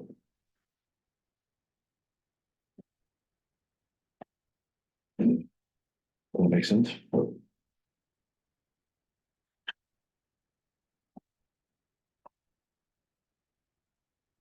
Specificity on which programs. Mhm. Public piping, it's quite. I know. See me here. Specificity on which programs Are included are or, included. And Their climate impacts. does that capture the climate lens? it's sort of the, like, we want to track their climate impacts, right? You're talking about, okay, shuttle program's great, but what we really want to know is the difference between groups, guys. Specificity. The one passenger example. And yeah, and do we want to say in tracking their climate impacts or understanding and tracking their climate impacts? And How it impacts our climate action plan? that's better than what I'm going with. But I already Let's went listen there. about the climate action plan and how it impacts actual climate. It's sort of the example Brian was given about, you know, if there's if there's one passenger and they're going back and forth, it's terribly bad for the climate, right? So it's more of the, How well they're doing that climate. yeah, on climate metrics, or I struggle for the words, but what we want to know is which programs are we talking about? So it's a little more bounded. And then how are those programs contributing to essentially greenhouse gas emissions? Yeah, or contribute to us achieving our climate action plan, which is assuming all of these things. I think Maybe the it's plan, not I think the plan is the plan. It can work, though. Yeah, but the plan is to achieve the goal that you're talking about. Yeah, let's do it. Yeah, but I like that change carbon neutrality goals. I see Jones' Goal. face. Achieving carbon neutrality. I'm just thinking about staff resources. Are you worried that this would cause more problem or burden? I'm not saying this is wrong. I'm just not fully like knowing how it all actually gets implemented and what that means for staff and I'm not opposed to it. I'm just like trying to, you know, absorb it. What would that mean, Rachel? I mean, you just talk to Kevin and basically say, all right, this is the shuttle program. The shuttle program is now part of Cap Forward. Mhm. And by the way, what are your greenhouse gas emission goals? Like, Mhm. what would that actually look like for you? I guess is maybe you would just talk to whatever 10 programs are in the bucket and then help them come up with a metric that they might be the ones to measure, or maybe we help them measure. And I that, feel like we can add this to every yeah, action that we're asking. Well, so, but the question is vehicle mile traveled reduction actually going to contribute to carbon reduction. That's the part that's missing. I don't know what, a vehicle miles traveled reduction by 25%. I have no way of knowing how that reduces carbon. I guess we're just assuming it does, but I don't know that we can quantify it, but I think conceptually we can agree that it will. At least in my mind. I'm thinking that the magic gets back to what we've been asking, which is which specific programs are going toward that reduction of vehicle mile traveled. It almost doesn't matter what the goal is if there are worthwhile programs that are getting us improvement that are aligned with it. I think And that's we what we agree. need to know here. Yeah. Yeah, I think we all agreed that like, oh yeah, those three things seem like they would help, Right. which is what our recommendation is to adopt it. But actually, I like what Rachel did too, and how the programs can be enhanced to further reduce emissions. That's our oversight view. I think so, yeah, because then it's a consultation with the actual program owners to say, all right, we understand it, this is great. Oh, some research out of San Mateo says we should run a shuttle program this way as opposed to. Okay, I accept this friendly amendment. Okay, I will read the motion and then we can move into voting. Okay. We have a motion from Commissioner Headley and a second from Vice Chair McKenna to adopt the scope of work for cap number 4 as recommended by staff, with staff adding more specificity on which programs are included and how programs can be enhanced to further reduce emissions. Would you like us to move into voting? Yes, please, Okay. unless there's any other comment on this one. All in favor? Okay, since I'm seeing a unanimous vote here, so moved, so passed. Thank you, Kevin, for joining us. You're welcome to stay for the rest of the meeting. We won't know if we have problem. Thanks, Kevin. Thanks. Thank you. All right, thank you. So we are now going back to item D4, if I got that right. Yeah, how are we doing on time? Do we need, so we want to do a few minutes break? Sound like you. Just checking in, it's been an hour and a half. Yeah, 5 minutes. 5 minute break, yeah. All right, I'm gonna put our break sign up, but that means we would return at 7:42. Great. I brought chocolate for the break.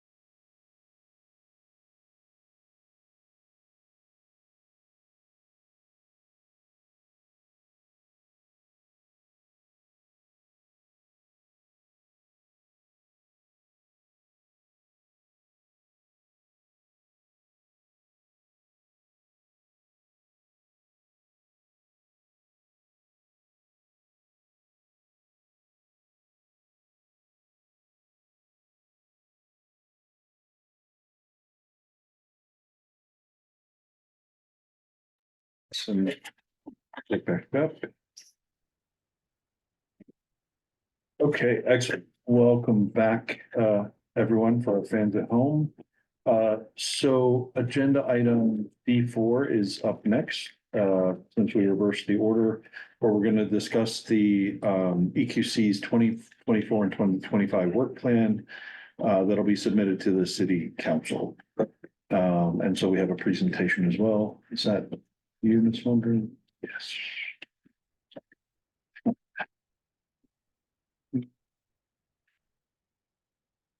Okay. I will be sharing a couple of slides on the annual work plan and report out effort. And I'll be making recommendation that we select a presenter and date for the EQC annual report out to the city council, that the EQC discuss presentation content for that report out, and that we establish a subcommittee to develop the EQC's annual work plan. A little bit of background. Near the beginning of city council meetings, there's an item called advisory body reports. And at this time, commissions can present recommendations or status reports and request direction from the city council. Each commission has the opportunity to do this once annually. And these reports typically include what has been done in the past year or past whatever time period, upcoming plans or activities, or specific discussion items that the representatives of the advisory body would like to relay to city council. It's also maybe a time to share public comment or other feedback that you've heard during the EQC meetings. So just one representative of this advisory body is to present. It does not need to be the chair or vice chair. This presentation does need to happen before the work plans are received by city council in September. So we're looking at either the July 9th city council meeting for this presentation or the August 13th city council meeting for this presentation. Those meetings start at 6 p.m. and it would be at the top of that meeting. The report out is typically a 5-minute presentation with 10 minutes of discussion, and staff can provide template slide deck as well as, past year's presentations if that helps the presenter feel more confident in nominating themselves to present. So that's the first piece of this presentation to the city council. The second piece is the EQC's annual work plan development. Here you have a not very useful snapshot of what the top of the work plan looks like. Each commission has one of these on this template, and the city council approves them all at once during the September 24th city council meeting. In the work plan, there's goals, topics, and presenters for each EQC meeting. So there's a calendar, there's a description of the EQC role, a list of active ad hoc subcommittees, and a list of regular items that come up annually, such as the election we had today, our city arborist report, and the presentation to city council. This work plan needs to be drafted and approved by the EQC prior to September 18th, so we can get it to our city clerk with enough time for the September 24th city council meeting. And so that's why I'm making the recommendation that we form a subcommittee to be able to do some of that work outside of this EQC regular meeting space. And that subcommittee can come back and share the draft work plan at our June or even July meeting. So we can get it done before the September 18th deadline. So in summary, our recommendation for this item is to select a presenter and date for the EQC annual report out to city council, discuss what should be presented at that report out, and establish a subcommittee to consider the EQC's annual work plan. And I guess maybe rather than consider, it's to develop. And we can go into discussion. Can you leave that slide up? Yeah, absolutely. Thanks. So how about we open it for clarifying questions from the EQC before we take public comment? Is there sort of a working draft of this document that's floating around? There's last year's. Yes. Or I think we did an update in February. Yeah. So there would be mine, what I did last time and what Tom did the time before that. They know report of the work plan. Oh, I know, I'm talking about the report, just, there must be a draft floating around, I was just wondering. Oh, the report to city council? No, the work The plan. work plan. Okay, those are two separate things. Yeah. So yeah, there is both. We have both. I have a clarifying question as well on the annual report. Does it have to, is it limited to stuff that we've done and been discussing in the EQC meetings leading up to this point, or can we add elements to that? To the annual report?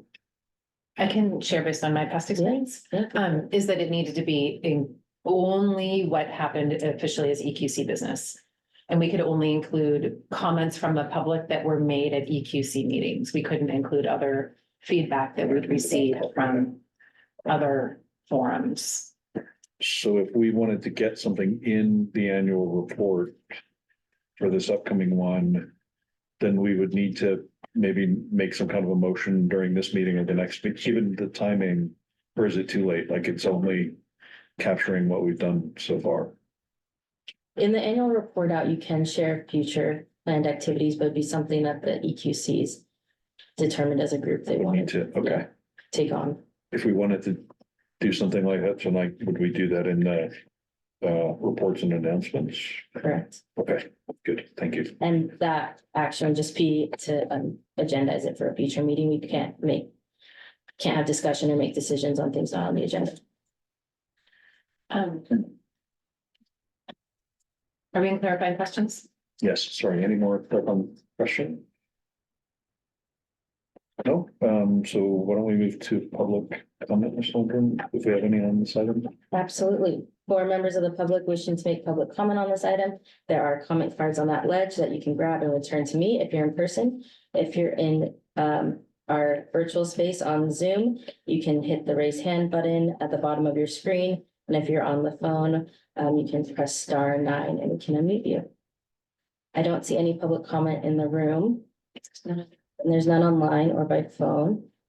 So we can move into discussion. Okay, with that, why don't we open this item for EQC discussion?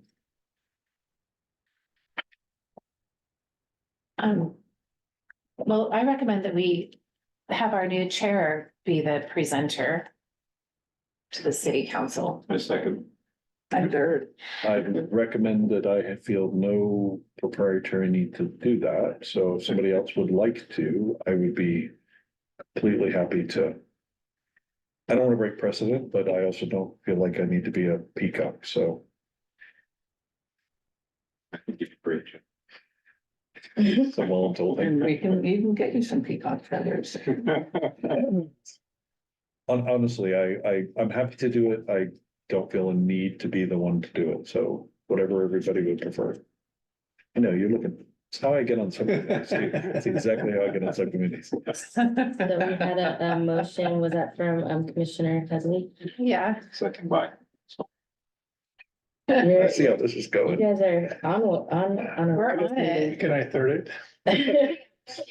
You'll get to vote. You'll do great, Jeff. To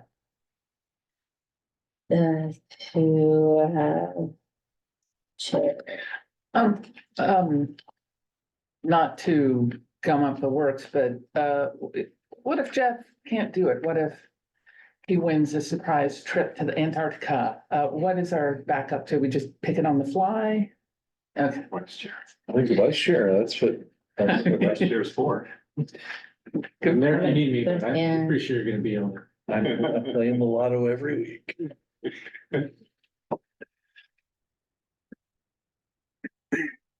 All right, And well, we can roll up more into this if we wanted to.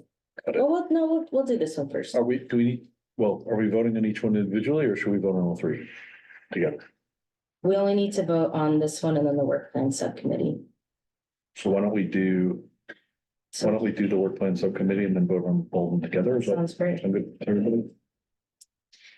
So who did we have last, do you remember, Commissioner Headley, who we had last time on the, was Jeffrey and you, I think.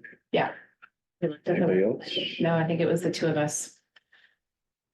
So would anyone like to be on that committee to do the work plan? I'm going to decline. It's not bad. Eliminating people. Well, do we need to talk about what the work plan includes? We can, I could also offer, if a subcommittee doesn't feel like the right approach, we could use the June meeting to workshop the work plan live together. wasn't the work plan a little easier this time because it was just taking the climate action plan piece by piece, right? Yeah, Jeffrey and I spent a lot of time doing something else entirely that, maybe that was even 2 years ago.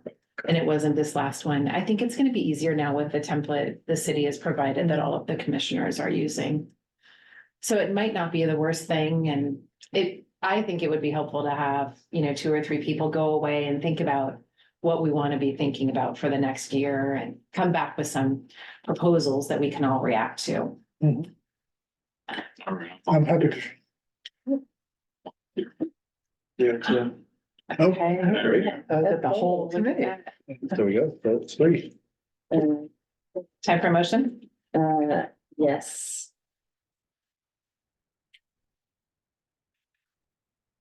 We have to decide on the date to report out. Right, there's 13. Yeah, let's throw it in there. Do you prefer the 9th or the of July or August 13th? Guess that's a Don't fix the date, you're not gonna be here. Oh, accidentally going into the. For the subcommittee is an EQC meeting, right? Because their work would be to present to the EQC, so we're not talking city. Oh, the subcommittee. The subcommittee, yeah, Oh, is that what you're? I think so, because I think so too. It's a Tuesday. Then. Well, sorry, we're third Wednesday of the month. city councils are Tuesdays. I was talking about the report out. Let's start with the report out date and then we can go into the date. Oh, that okay, the maybe we need subcommittee- 2 separate things. Thank you, because I'm getting confused. Yeah, Okay. so the report out date will be some random Tuesday, right? Well, something, It's either There were 2 July options. 9th or August 13th. those aren't Tuesday. Those are Tuesdays. I'm sorry, I'm in June. Okay, so So the report out. The report out to city council The city. is from that the EQC. Okay. So Jeff, what's better for you? either one, city council's on my calendar for both those days, so whatever. Why don't we give ourselves a little more time? I was gonna recommend doing it sooner rather than later, Sooner. because sometimes you get bumped. And I Oh, would right. hate for us to miss our window. So I have that in my. Gotcha. July 9th. You have 2 calendars? Oh, my gosh. You gotta be kidding me. Great. I think that.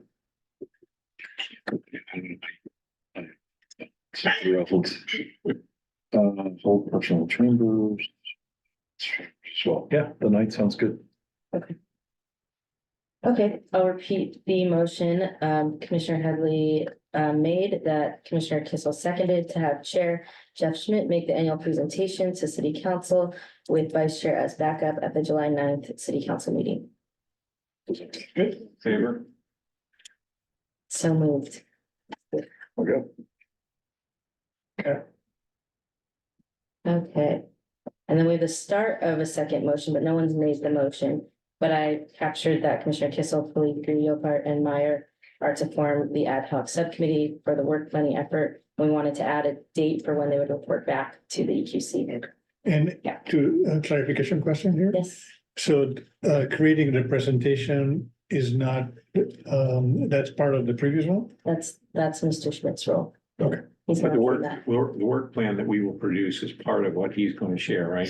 No, No? No. Oh, Oh, so Jeff is gonna create a report. it's all backwards looking. Yeah, Yes. based on what's happened in the past and future things that we're thinking about, okay. but mostly past. Okay. And then you all are gonna create a work plan that's more in like a Word doc, like 2 Okay. pages max. Plan doesn't have to be ready by his. No. No, No, but if we want to ask them for input, we could get input from them to inform the work plan. And then once the work plan is approved here, it'll go with Rachel and all the other city We should commissions. try to get the work plan done for that line. Well, because the question will be, what do I don't we, think it has to be done, Necessary. but well, at least input wise, because what would we do in the interim for the June and July meeting? Would we just be kind of making it up until the work plan's in place? Right? Think about what if we we would, have something to come back and discuss next month, I think that would be a great use of the June meeting. like a first draft. Doesn't have to be perfect. Mhm. we also have the city arborist report at the June meeting. Okay, that's usually meaty. Clarification question, what happened with the June meeting? So, I'm not sure during report out and announcements, but we're keeping it on June 19th. We're keeping it? Yes, We're keeping one on you. Is the June EQC regular meeting. there a question about changing it? Yeah, because it overlaps with June 8th. Oh, yeah, we voted. Yeah, based on the poll that we did of the EQC, the best date to keep was the June 18th. So what we're saying here, just for the motion, is maybe first draft for discussion on by June 19th. Yes. For the work plan. Yeah. And it can be rough. Well,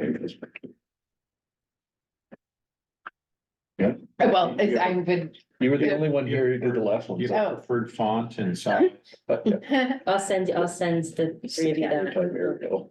I appreciate the three of you stepping in. I'm sorry, you're gonna send us last year's work plan? Yeah, and Word, yeah, and I'd also, Is last year's work plan in the format that we're expected to use? Okay. Yeah. Great. and I'd be happy to coordinate calls too, we can use the cities. Zoom and stuff. If commissioners have input on the work plan that aren't in the subcommittee, are we allowed to have conversations outside of this meeting No, on that? So we can only make those inputs in the June meeting when they present the draft? yes, And just out of curiosity, given that we're at a unique point in time of the climate action plan, is the work plan meant to be the next level of detail beneath the climate action plan?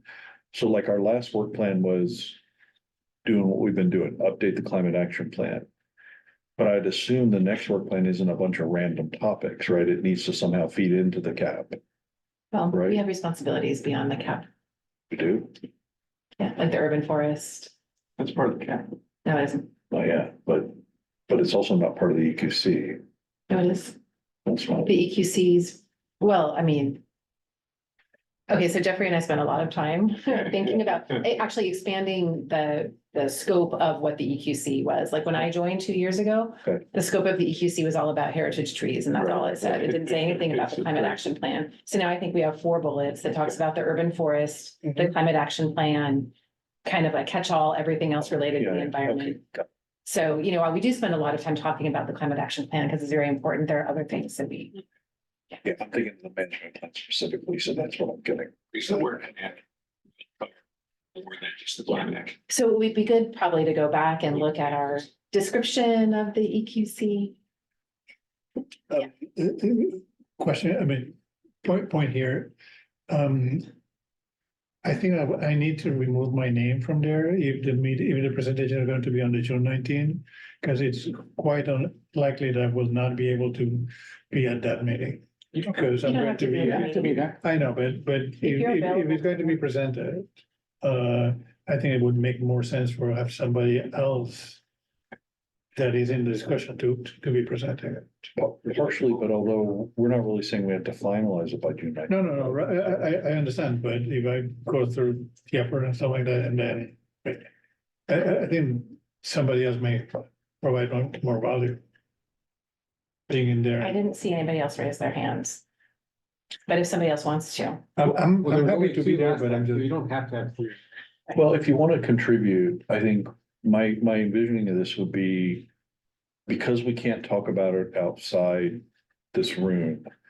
We're gonna probably tear it apart like we do many things, right? And then there'll be a second phase from Right. June to whenever, when it really gets finalized. So not that this is gonna be a 9-month subcommittee, but I don't think it wraps up the meeting that you're absent. I value your, I mean, I'm happy to take the lead. We'll create a Google Doc, you know, and we can collaboratively edit it. Okay. And so we can do that. So, I mean, I can be in the meetings, it's just that, I'll be Yeah, just landing you're in not- Spain and then. Yeah, that's fine. The day You're before. not here, but I'm saying your input, I think, would be. Okay, fair.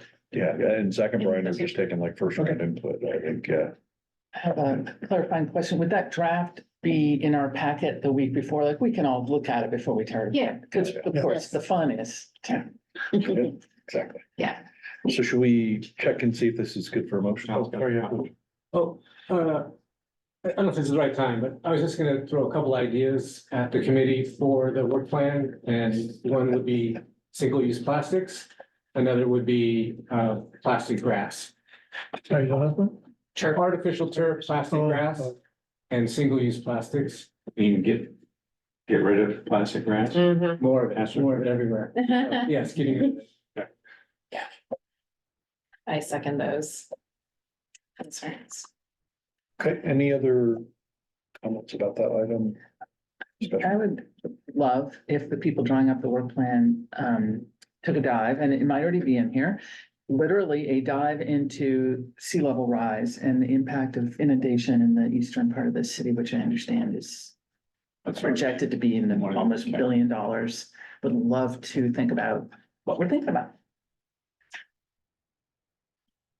If we wanted to do some of that, if we wanted to get them a presentation done by SFEI that addresses that, do we send it to you? The one that they did in Bellhaven a few months back As like a as an information. input, yeah. Can I send that to you? And Yes. okay, We can include it in the minutes for this meeting. SFEI did a really good deep dive on that. Oh, lovely. A couple months ago. What is SFEI? San Francisco Estuary Institute. Oh, nice. Okay. Yeah. Okay, so why don't we, so sorry, if we had other ideas. No, never mind, forget it. Why don't we take a vote? We need someone to make the motion. Someone like to make a motion on the question? I will second. Okay,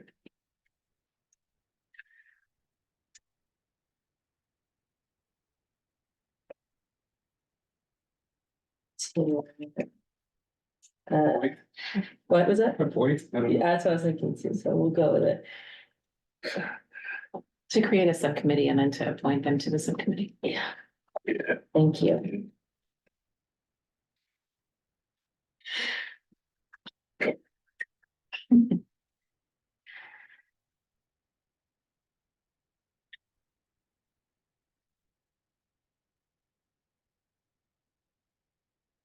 And I don't think we need this as part of the motion. The June 19th, coming back, thanks. Although we typically do include that. Oh, you do? Okay. Yeah, just so that the subcommittees don't last forever. Okay, that sounds good.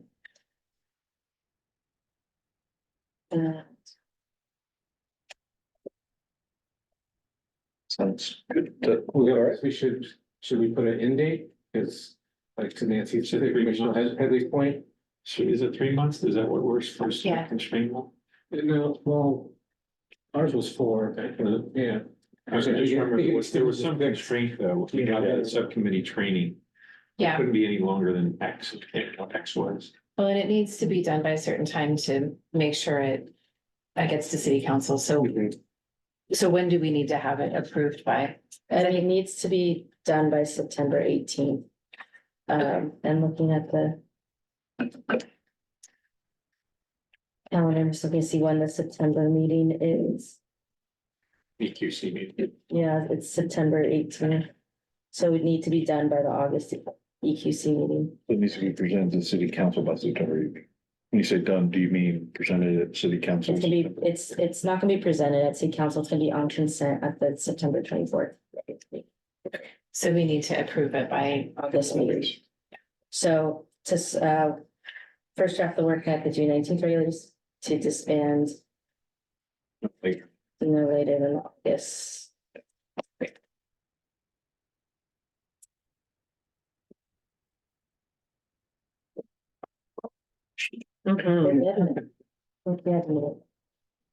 Okay, I'll read the motion that Vice Chair McKenna made and Commissioner Hill seconded to create a work plan ad hoc subcommittee and appoint Commissioner Kissel, Cleary, Yopart, and Meyer to serve on that ad hoc subcommittee and to present a first draft of the work plan at the June 19th regular EQC meeting and for the ad hoc subcommittee to disband no later than the August regular EQC meeting. approved. Take a vote. Okay. Great, all in favor? So moved. All right, fantastic. So I think we are well, machine. We're on to item D6. Reviewing and discussing the climate action plan metrics and progress report outline. And we have a presentation.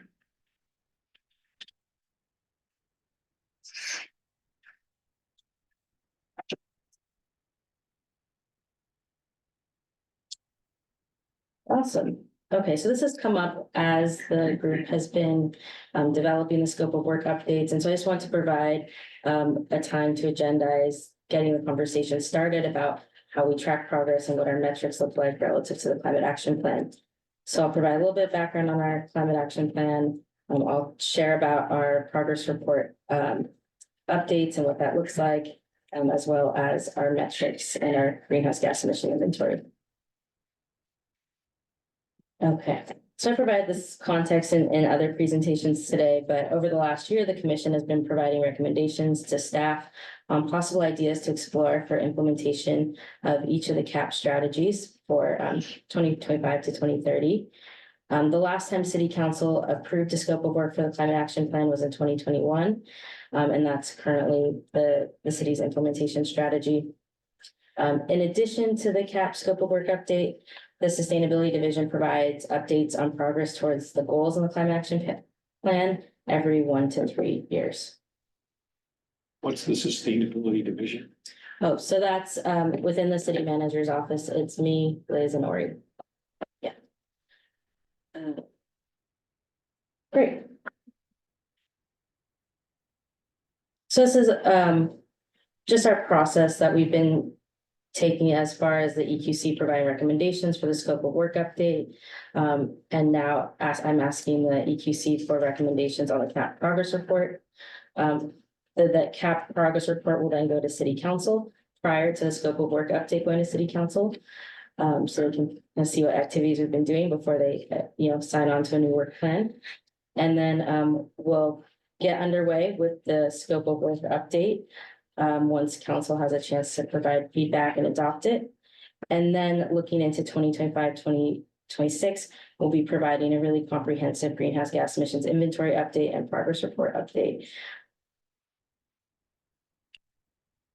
And so the CAP has 6 strategies, and we've talked about them already today, but just as an overview, the first strategy is exploring policy and program options to electrify 95% of existing buildings by 2030. The second is to set citywide goal for increasing electric vehicles and decreasing gasoline sales. The third is to expand access to EV charging for multifamily and commercial properties. The fourth is reduce vehicle miles traveled by 25%. The fifth is to eliminate the use of fossil fuels from municipal operations. And the last one is to develop a climate adaptation plan to protect the community from sea level rise and flooding. And we've talked about the CAP's goals of achieving carbon neutrality or a 90% reduction in community and municipal greenhouse gas emissions from 2005 levels by 2030. So the last progress report was provided to City Council on May 23rd, 2023. And that was just a staff report document that included information on staff resources using Jeff's favorite work streams. So talking about all the different cross-departmental teams, as well as teams that include volunteers and the different activities they did throughout the year that supported those 6 CAP areas. There was also discussion around impact on city resources, how much money was spent towards each of these activities, and information about what outreach happened, both in-person events, digital marketing, and the like. It did not include greenhouse gas emissions or metrics around number of gallons of gasoline sold in the city or therms of natural gas, burned in buildings. It was really more of a qualitative report out and narrative. And so when we think about metrics and how we kind of track those and share those with councils, we provide those during the city's greenhouse gas emission inventory update, which happens every 3 to 5 years or so. And the last emissions inventory was presented to City Council on October 12th, 2021. And that was like a highly produced report with charts and tables and every fact and figure you can want, as well as explaining all the various assumptions and quantifications. So the next GHG inventory, we have data up to 2022, and we're working on getting data from 2023 through the county's regionally integrated climate action plan suite, or RICAPS. And didn't finish the sentence here, but we'll likely bring that to council in 2025 or 2026. And a lot of it is waiting for data, and some of the data waiting happens with like PG&E, where they don't release the data until like Q2 or Q3, and then it takes us a while to process it. But that is a free service from the county that we're really excited to take advantage of this year. And what we've reported on in our emission inventory in the past, there's this list here, which I think everyone's had a chance to review prior to this meeting. So I won't read every item. I'll leave it up there for a second. We can always come back to it. But this is where we're getting into the really specifics around, This is your sweet spot, right? yeah, Exactly. yeah. That's exactly. Jeff's eyes light up. Yeah.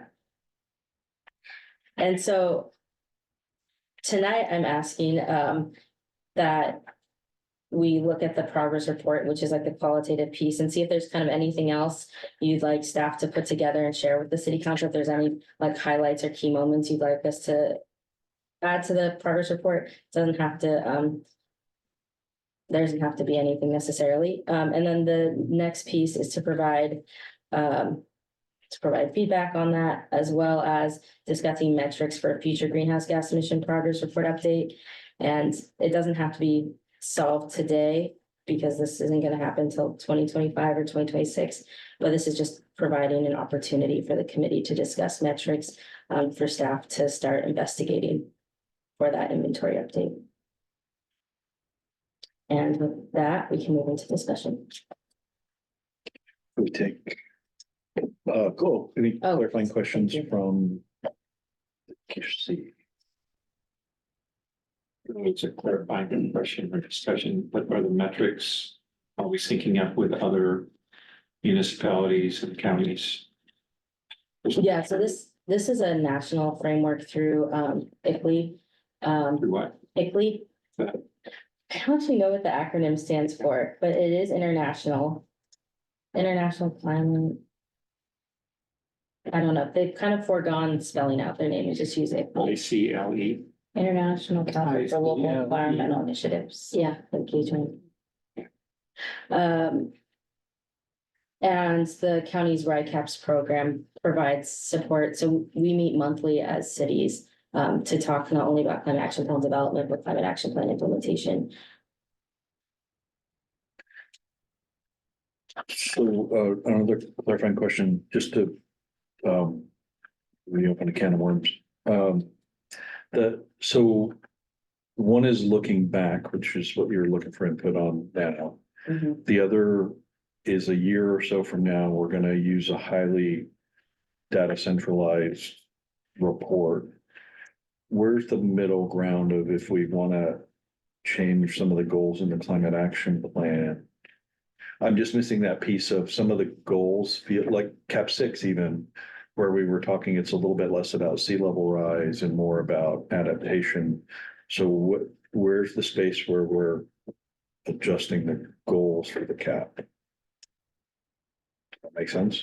Yeah, that hasn't been, we haven't received that direction from city council to But how do we? approach that, but we yeah, could. Yeah, maybe that's the question then is, I think.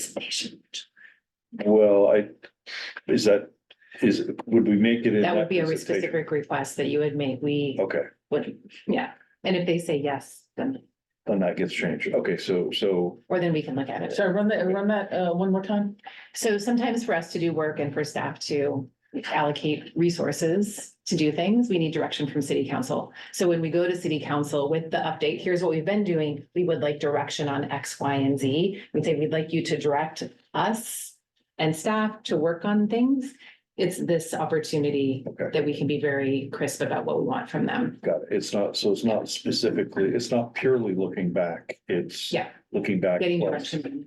Okay. Yeah, Perfect. and it can be specific, like formal direction, or it can be, what are you thinking about?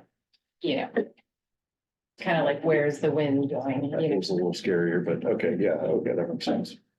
That was just a clarifying question, right? That was clarifying. Yeah, I'm not debating anything. I just wanted to know, because when I looked at the CAP pieces that were up there, it didn't sort of capture the VMT versus fuel consumption discussion.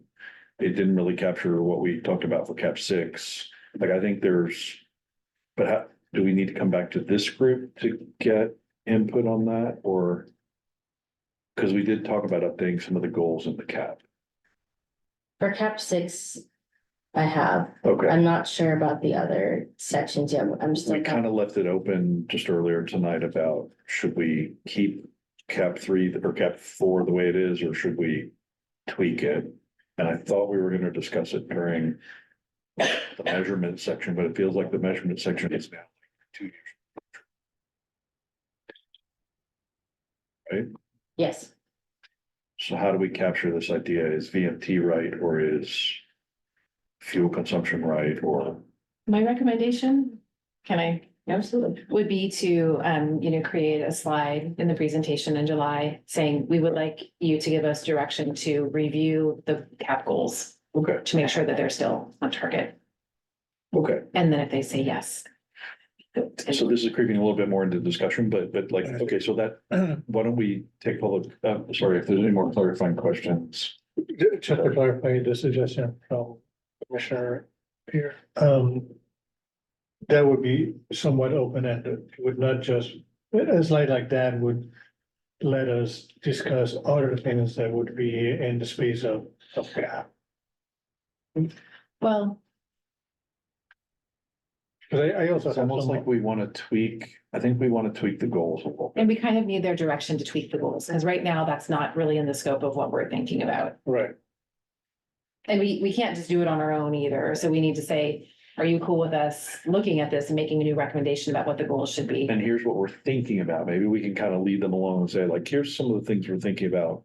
For cap 6, we're thinking it's not just about sea level rise, it's about. Yeah, and for cap Adaptation. 4, it's something else. Yeah. So why don't we do this? That's the clarifying thing is we're getting their permission to update some of the goals. and that recommend would be for the updates. presentation on July, Say that again. July 19th, so we would. Yeah. So if we want to include anything related to this next year work, we have to have enough of an idea to actually. Well, we have to get that, not for the July thing. We just have to get their permission to kind of tweak those goals. Right. Right now, they're. And then that can feed into the work And plan. that can Right, feed into right. the work plan So that or would be future, perfect or a timing. future discussion. But Right, Yeah. right now, we're locked into the 6 as they're Yeah. worded today. And I think it would be healthy to have a discussion about a couple of them at Okay. least. Yeah. Okay, so my I think I clarifying question was, understand. yeah, my clarifying question was, we will do that as part of the annual report to the city council. Okay, perfect. Should we move into. Yeah, the- Yeah, any other clarifying questions? Can we capture that one? So, yeah. Public comment? Yeah. Oh, sorry, we'll move into public comments. now. Yeah, for those members of the public who wish to make comment on this item, if you're in the room, you can grab a comment card on that ledge and hand it over to me. If you're on the phone, you can press *9 and we will unmute you. And if you're on Zoom, you can press the raise hand button at the bottom of your screen. And we'll wait a second, see if there's any public comment online or by phone. I don't see any in the room online. There's no public comment. We can. Okay, excellent. So why don't we open this topic up for EQC discussion? We had a tiny bit of that, I think, just to recap, I think, so what we'll do in the annual report is we'll let city council know that we would like to potentially adjust at least 2 of the cap goals, which will reopen a couple of conversations, and then we can add that to one of the future agendas of the EQC and potentially the work plan. Well, my understanding of the work plan is it kind of says, here are the things we're gonna think about. So we kind of need to have our big ideas in the work plan. Okay. That kind of tells us what we're gonna do for the next year. So we'll say we want to put it in the work plan and then we'll agendize it later. Yeah. Somewhere in. So a clarification here, does the work plan need to be on, to work, do actions or tasks in the work plan need to relate to cap? Anything related to our scope, which is here, we have these 4 bullets. CAP is the number 1, but also climate resilience and adaptation. 3 is urban canopy and 4 is green and sustainable initiatives. So the work plan Okay. could Okay, and should okay, include okay. all of those things. Like one thing that I think is probably in there somewhere, if I remember right, is like the heritage tree ordinance. Exactly, that's under So- urban canopy. Which is Right. not part of the cap plan, but it's part of our agreement. Yeah, good, Commissioner McKinney. I'm just gonna say, like, I think Menlo Park has an amazing climate action plan. It's concise, it's easy to read. And I'm all for like making things better. So happy to have that discussion. But, I also kind of think like, we have a good plan, we need to implement it, and that our resources should be more towards how do we achieve these goals that are really good goals for a 2030 net zero climate action plan. One particular area that I have a strong interest in is how the city can help the grid. With distributed resources and stuff like that. I don't think that's covered anywhere in our existing caps. So I would love the opportunity to inject that, especially if we're talking about 5 years. Yeah, and just to be clear, I don't think we changed the spirit of any of the big pieces that we decided on over the last few months. It's really just the wording of some of the goals Right. wasn't maybe as comprehensive as we wanted it to be, so. Well, there are many things that 5 years ago, we had no idea it would make sense to do. Okay, any other, yep, good, Commissioner Hill? This is orthogonal, but I would really love to see a mapping of these outcome metrics to the actual programs that are underway and funded in the city. So which are we doing and which outcome do they drive? And even how much do we want to track the amount of activity they're doing and if it's on track to achieve the metric? And I'm sure that all exists or Don't make close any to it. assumptions. All right, I'm going to guess that I'm not the first person to think of this. I think it would be on us ideally to really make a mapping of, here's a program, here's a budget that against that program, here are the people against that program, and it's gonna push these metrics and it's gonna push them this much. That sounds like our job. I concur with the aligning metrics to the climate action plan goals. My guess is we're gonna find a hole or two. Sure. Did- I have some other thoughts on what I'd like to see in terms of metrics. So Do- are we there or are do we we wanna- more talking well, about the? Maybe if everybody's okay, so why don't we make sure we're okay with what's in the report out? Cause I had one more thing about the report out, and then I think. Oh, right, the metrics. report out. Yeah, okay. Yeah, So I think I'm gonna interject this here instead of later.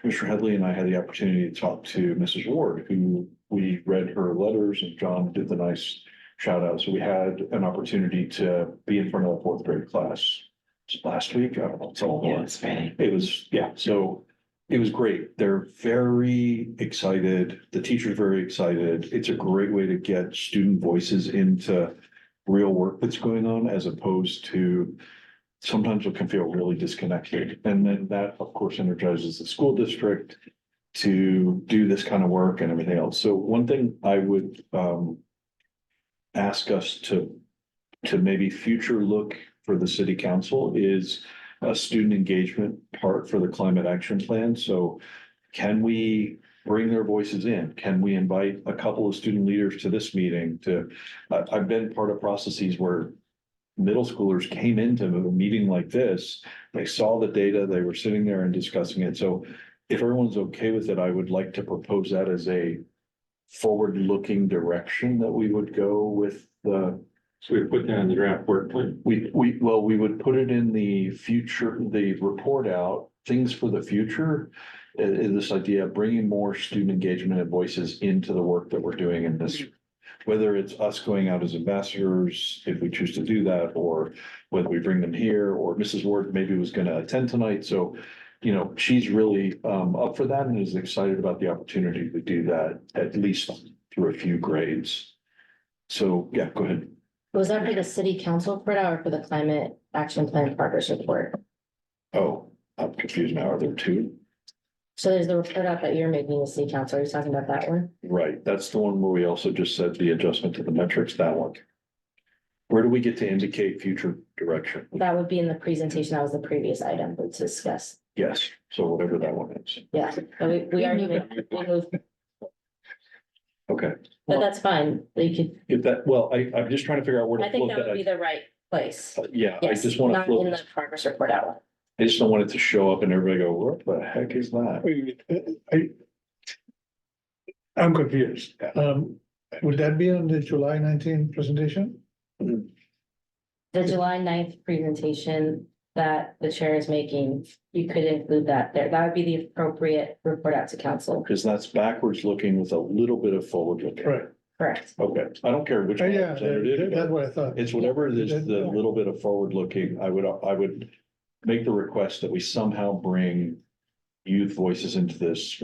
I mean, I can get on the soapbox, but, you know, give them hope about the future, get them engaged, give them a voice. There's a lot of good reasons that we can all quote about why they do that. And to apply what you're saying to this item of the staff's report to city council on climate action plan progress, we can include information about engagement with Ms. Ward's class in that report. Oh, that'd be great. Yeah, so that's backwards looking. That's Yes. already happened. Yeah. I'm suggesting we expand on that, basically, is if everybody's okay with that. So I took a note of that on the work, so at least really great. Yeah. Right. Okay. Yeah, and we'll figure out what that looks like and it'll be guided by her, so. So the general model is on the looking back, we provide enough hooks so that we can use those hooks for looking forward. Yeah, and the nice thing is those letters also went to city council, so it's not gonna be unfamiliar to that. We just said we wanna build on that. Right. We've been building a little bit, but we'd like your approval to kind of keep building.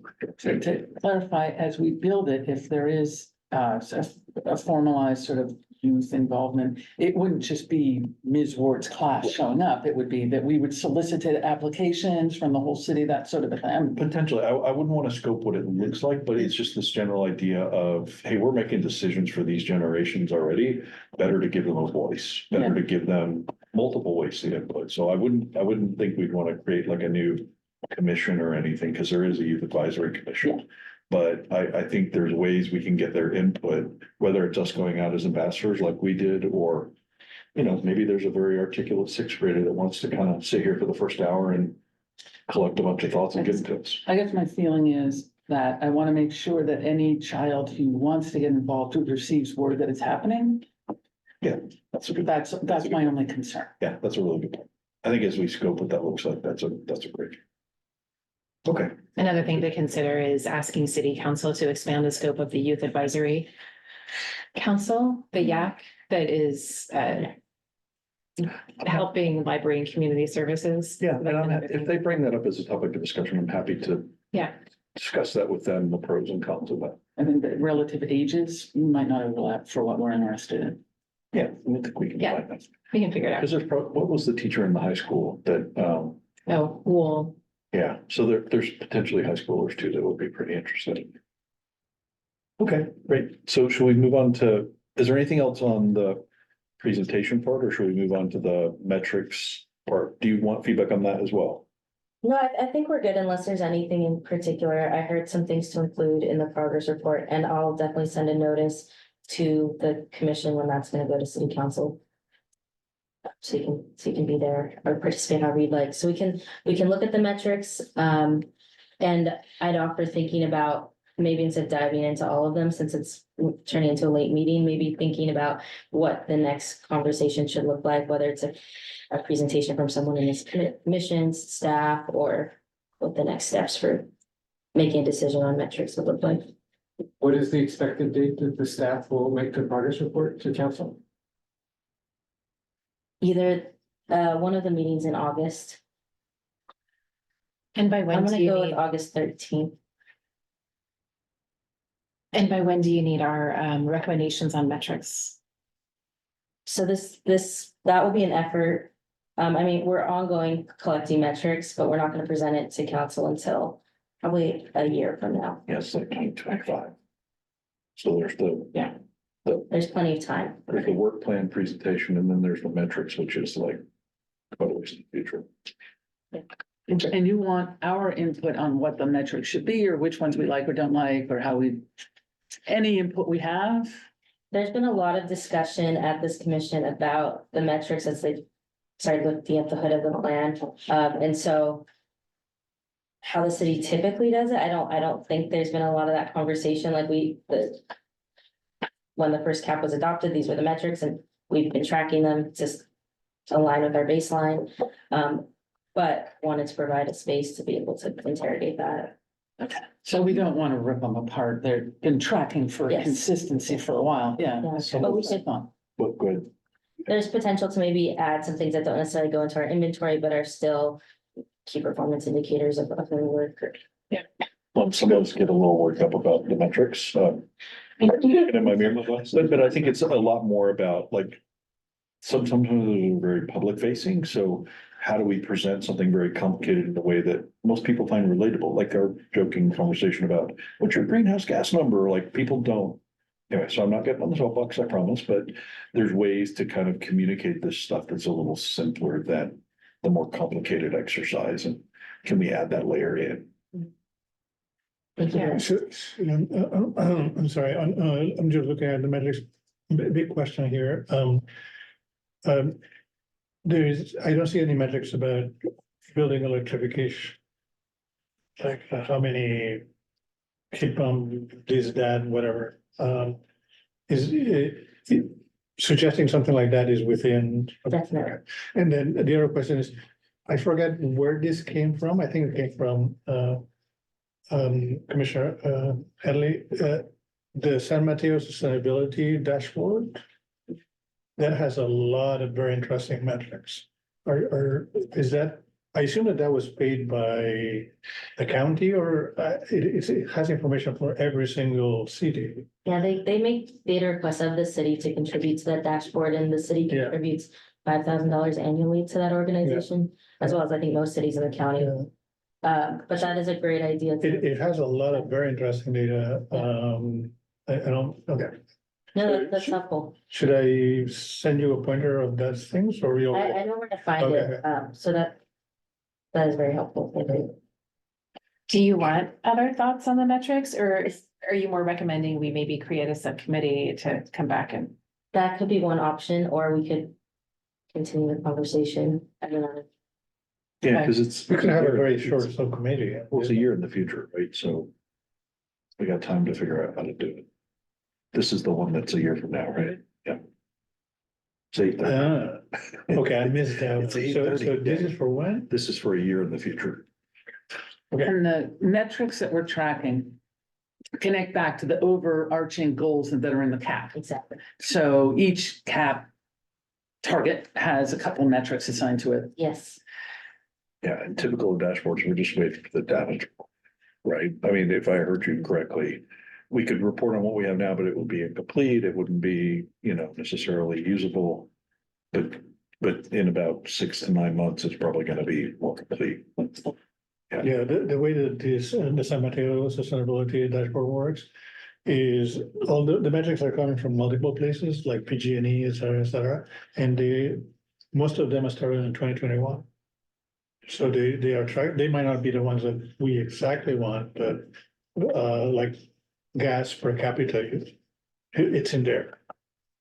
And I love that it's publicly available. It's publicly available. And you can slice and dice it You really can- easily. It's super user friendly. It is. Yeah. But I show it to somebody in Santa Clara and say, you guys should do the same thing. But why don't we do this, since that is a future topic? I don't think there's a motion. Do we need to make a motion on anything? Yeah, Or we? there's nothing that, I guess it would be.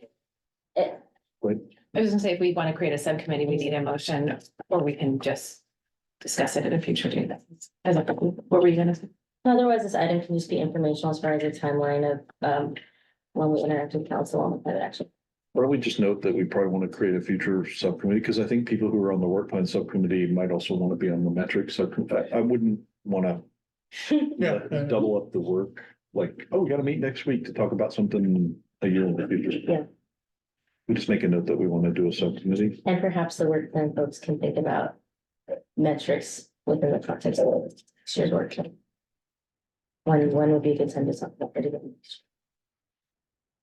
I think then if there's no motion, going once, going twice.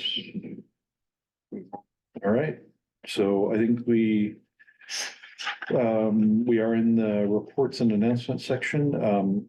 we can now hear the reports and announcements from staff and commissioners. Why don't we start with staff, if that's what? Yeah, quite a few. I wanted to share that the Bellhaven Community Center grand opening this weekend, starting at 11 a.m. There's a free shuttle at 200 Jefferson. There's information on the city's website, or if you just put in your search engine, Bellhaven Community Center grand opening, we'll see the event link. Another upcoming important date, on May 21st, the Sustainability Division, which we learned tonight, we'll be bringing, PPA, power purchase agreements with Peninsula Clean Energy to City Council, for solar at our campus here.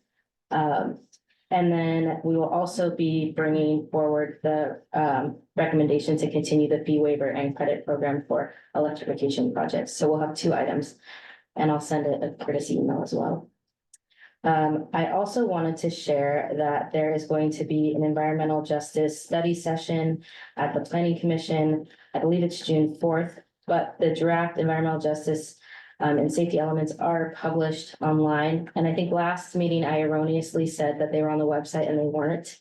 Now they are. And I'm happy to send that link to everyone, so you can review and plan to attend the study session if you'd like to give feedback. That's where they're at in the process. And then I didn't want it to fall off our radar. I know it's only May, but we still have to think about Earth Day for next year. And wanting to see if that's something the commission wants to take up, and maybe that's something that can go in the work planning effort as well. But just wanted to share that other cities have kind of already approached Menlo Park, and wanted to get that on the EQC's radar. That's it for me. And I was giving it up. The only update I have is on the zero emission voucher program. Zero emission landscape equipment voucher program is fully subscribed.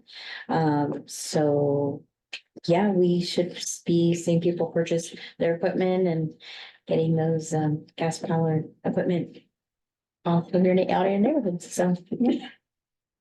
That's great. Anything from commissioners? Should we go around the table, or we move, just want to jump in?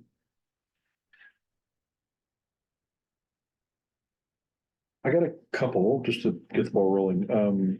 So if you didn't get a chance to attend Actera's Code Red for the Planet, Ori was presenting some of the work that the city's done. I think, you know, we could get a copy. The video has been uploaded, and I think you probably have a copy of that, but maybe get that from Rachel. But it was a lot of practices from different cities. So Menlo Park was definitely represented, but there were great practices that will kind of get the juices flowing, and it's worth watching. It's been pretty illuminating what other cities are doing. And then the second thing is just some of us have been working on the urban forest management plan for a long while, but I wanted to just say a thank you to the city, to Rachel and Liz, in particular, because those grants are due. There's a few grants that are being written for CAL FIRE. Those grants are due at the end of the month. The city's taking on writing the grant, pulling together all the pieces, but I think there's a really good chance we're going to get a lot of trees at Bellhaven coming up. We have a good shot at that. So I just want to publicly say thank you, because it's something, you know, that a lot of us have been on soapbox for a while. So fingers crossed that we get those. Yeah, it's very exciting. A lot of hard work. Follow-up question. The forest, we had that session about tree removal that we tied, and so I think because we tied, they approved removing the tree, but it had to go to city council. Did we ever, or planning commission or whoever? It went, so I heard that it did go back to city, so sorry, the next level up, it goes to city council, and I cannot remember her name, but the lady who was here with us in the room made another appeal. And I don't know if it's been adjudicated at the city council level, but I did hear that it got kicked up to city council for kind of a final Supreme Court type decision. So you're looking out to. I'm not sure that There may not be. but I did hear it got kicked up. And that does remind me that one of the topics that came out on that aspect was the cost of replacing the tree was ridiculously low. Yes. Said that would be a point that we would love to see it adjusted. it's something like $500, I think, something ridiculous. So Yeah. I don't know where I that can fits. share a quick update on that. Yeah. And then maybe it could be further agendized. We have been discussing by we, I mean, the sustainability and the tree team, Jillian and Joanna and Brian Henry about what updating the administrative guidelines to the heritage tree ordinance would look like. And we've started brainstorming some recommendations to improve those guidelines. So not opening the ordinance up, but opening up the guidelines. And staff will be working on that throughout the summer and have a recommendation in fall. And that will be then open for public comment for 30 days. And so because the EQC talk about it prior to then, or That'd be good to put on the work plan. And, Yeah. and Heritage tree ordinance, Yes. administrative guidelines. does that get communicated through, because I've got a few citizens that I want to let them know that. Does that get communicated through like the public outreach channels, the open comment period? It goes out from like the city website and yes. all that stuff. Okay. Yeah. I have a couple of other ideas I found for the work plan. Can I say them now? Things Yeah. to consider. Okay, okay, let's see. We're trying to decide if I want to say. Sure. I think we should think about community engagement, including youth engagement, which we've already been talking about. Another thing that comes up a lot is rental protections. So this might be us supporting maybe the housing commission or whoever's thinking about that, but I think that could get more support and that can really help what we're doing around climate. If people can, afford to stay here and not be kicked out because rents are going higher and higher. There's this idea of creating more of a sponge city to be able to absorb water. There was a woman who emailed city council about this. So kind of like dealing with water generally, like backup water supplies and water resilience and storing it in underground tanks but also, trying to make sure we're not flooding. And then another idea, well, we've been talking about it quite a bit, was community solar, but we've not talked about it here so much. So I would add that. So just before you move on to that, so you talked about contract with PCE or PPA. For the city. Is that specifically PCE is gonna build a solar supply chain for us? Correct. Yeah, and I believe it went to the EQC, but like 2 years ago, probably at this point. So they install the solar panels. They own, they operate them, and then they PPA, we sell it to them, the energy. What is new? I'm sorry. Yeah, go ahead. Continue. You know more about community solar than I do. Okay, so I'll finish it one. So PCE is, next step is they're going to install batteries in all of these buildings, city buildings, right? So this is part of the GOV PV, they call it, the GOV PV photovoltaic. So they are going to put batteries in all of these buildings. And then it's NEM2, so it's exported at 1-to-1. What I don't know is what happens with the value of that battery.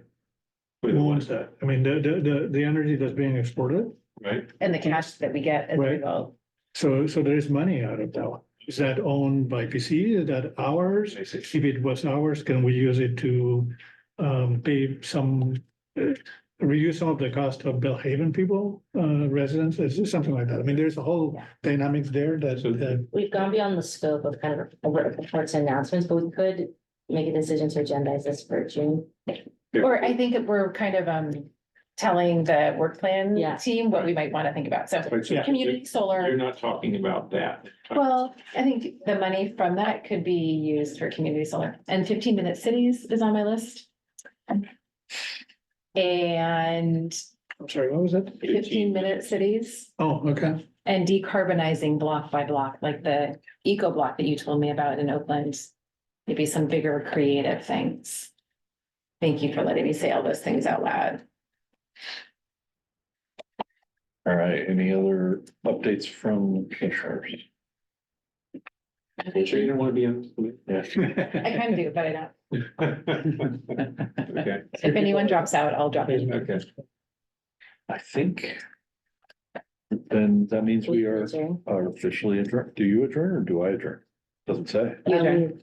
I adjourned. All right, we adjourned. Thank you very much. Okay. Well, finished. Yeah, Yeah. It's all written down. It's like, wow. you're a natural.